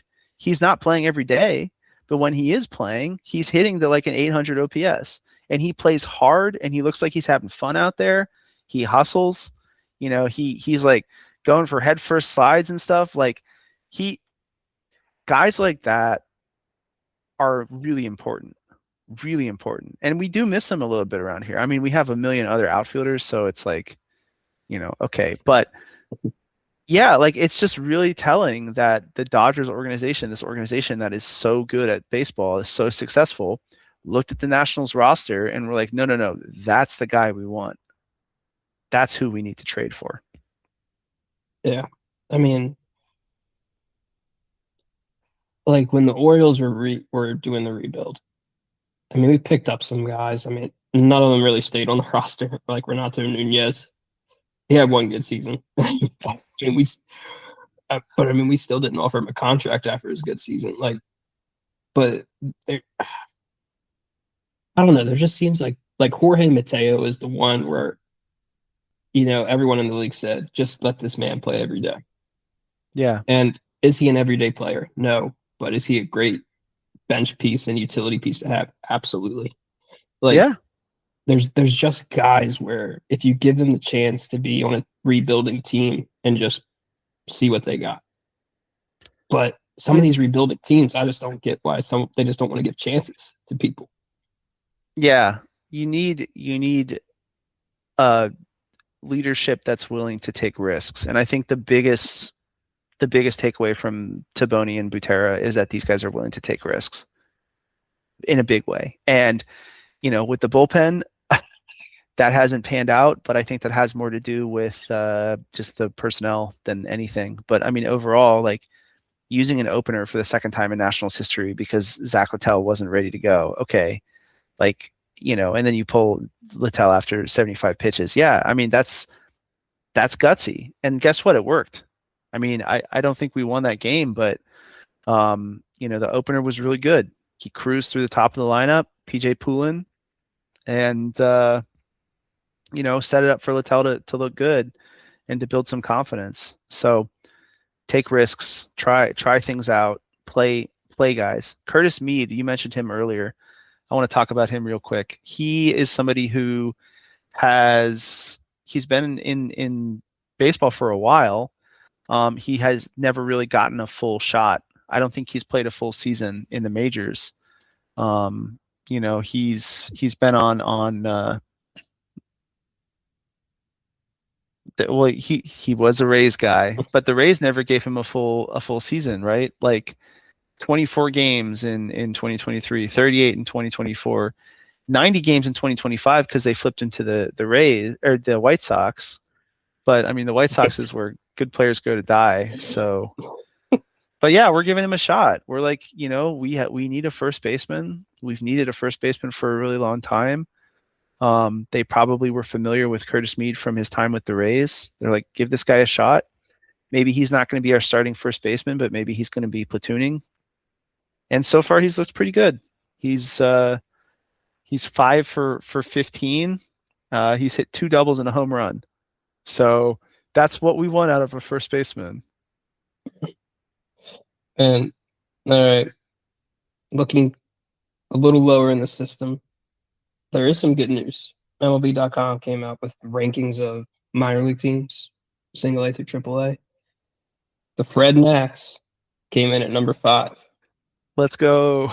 So they have 3 top 100 prospects and 8 overall top organizational top 30 prospects. Now I know it's low A, so but that's got to give you a little bit of hope for the future that maybe there's some building that can be happening. Where hopefully this isn't going to be a long-term rebuild where it's like maybe 2 years from now. Hopefully next season you can hover around that 500. And after that, you can really pop off because it's like number 2 prospect, Eli Willits. Mm-hmm.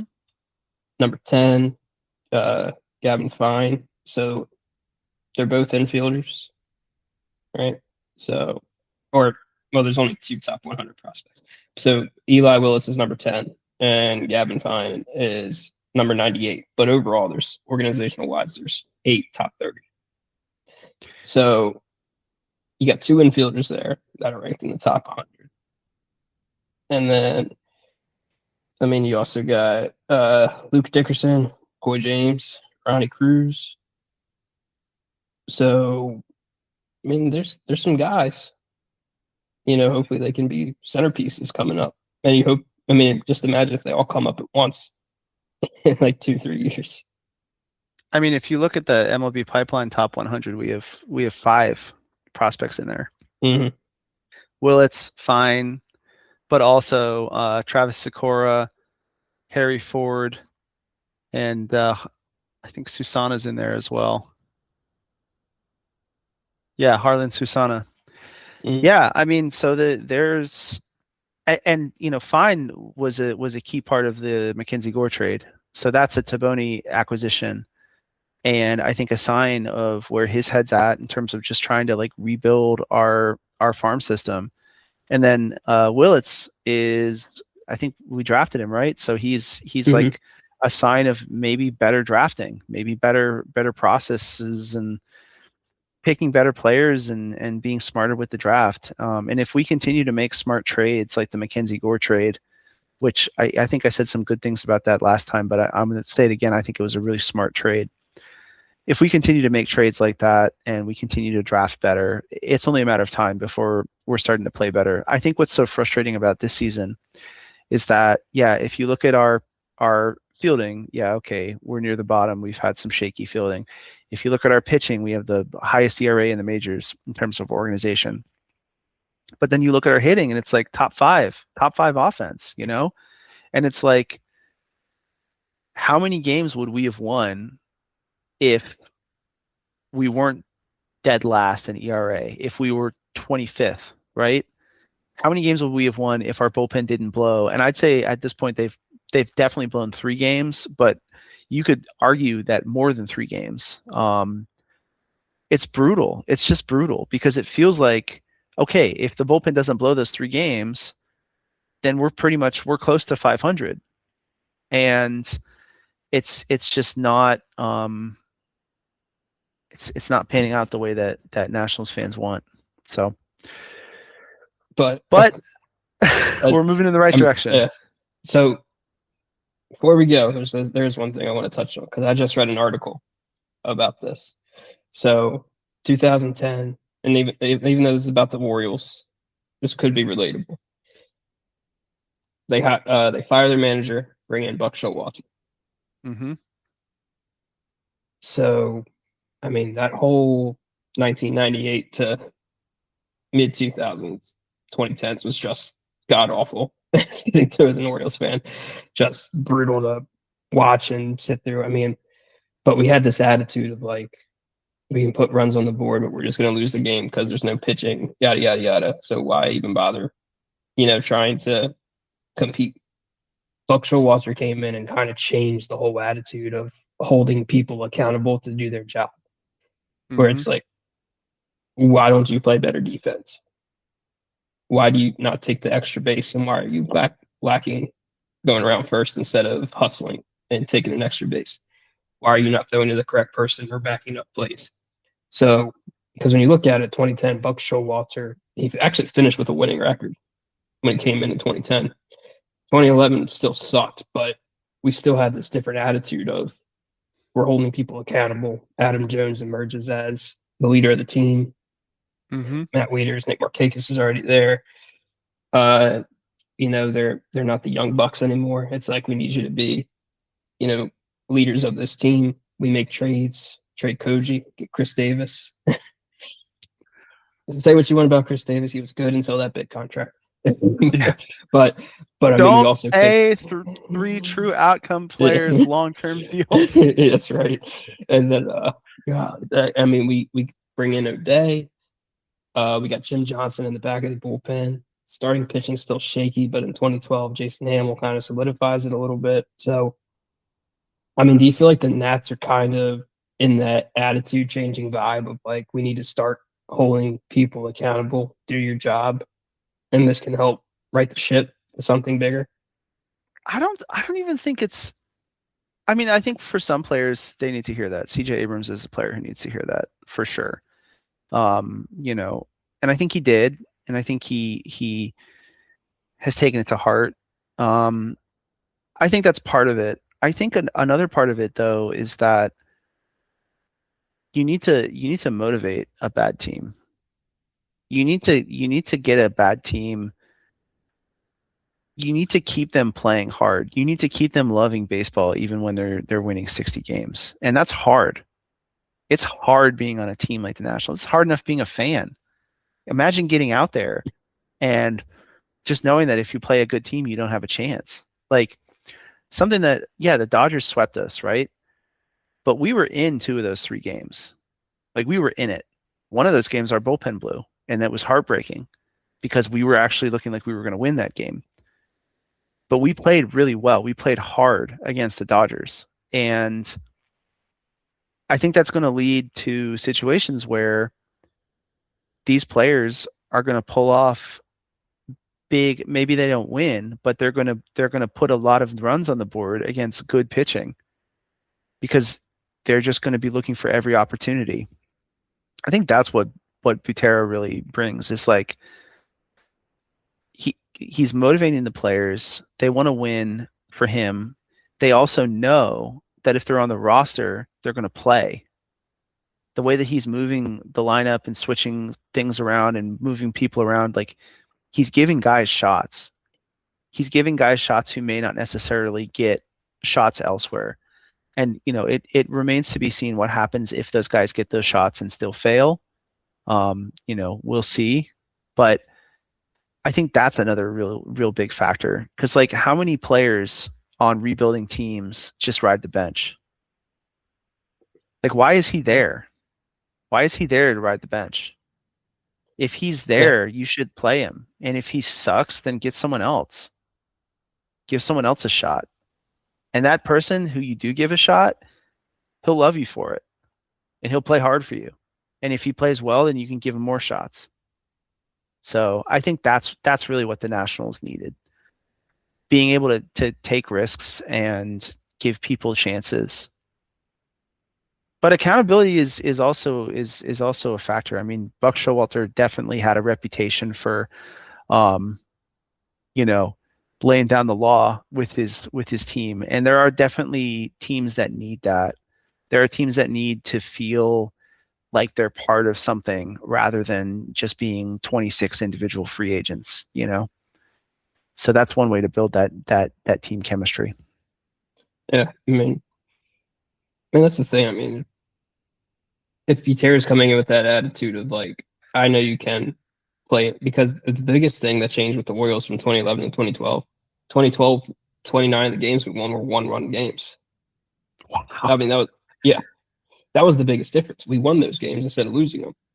So, Yeah. I mean, if the Nats are able to play in those really tight games, maybe this season they're on the losing end, but just imagine if, you have that attitude of like, we're in all these games and you bring in a few extra pieces the following season, the outcome changes.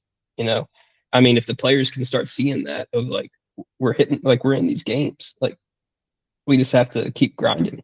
I mean, that changes the whole outlook. I think so, yeah. And I think that if we start having some of these players truly break out and get more attention from MLB, I think that helps as well, because it's been really crushing how little attention the Nationals have gotten from the league. And it's because we've been bad, and it's because most of our players have been bad. I mean, I was talking about the Dodgers saw Alex Call as the guy that they needed to trade for. Okay, but like, what's that say about everybody else, that your fourth outfielder is the guy who the Dodgers think is who they need on their team? So maybe it's Dalen Lyle. It's James Wood. Maybe it's Brady House. Maybe Nasim Nunez can continue making highlight reel defensive plays. He's been incredible in the field. Maybe Jacob Young, incredible in the field. I mean, there's a lot of guys who have the potential. Maybe Foster Griffin keeps dealing. There's a lot of guys who have the potential to get some real MLB eyes on them. The Athletic has hired a Nationals beat reporter for the first time in years. And I think it's a sign that people are starting to pay attention. They're like, oh, there's something happening here. There's a new regime. They're trying some different things. They hired really young guys who have been untested. We don't know if they're going to be good. They're taking some risks. Maybe we should pay attention. And I think if there's more attention on the Nationals, then the players, at least the guys who are going to be here for the long run, are going to start rising to the occasion. Yeah. Awesome. Well, hopefully the Nats are they don't have to play. They got to play the Dodgers one more time, but hopefully they can avoid any more slobber knockers. I think we're going to have a lot to talk about this year with the Nats, even if we lose a lot of games. And I think next year we're going to have a lot more to talk about with the Nats. And we'll see how things go. But I think by the end of the season, we're going to have some guys who are getting real attention from the league. Awesome. Sounds good, man. Well, nice talking with you.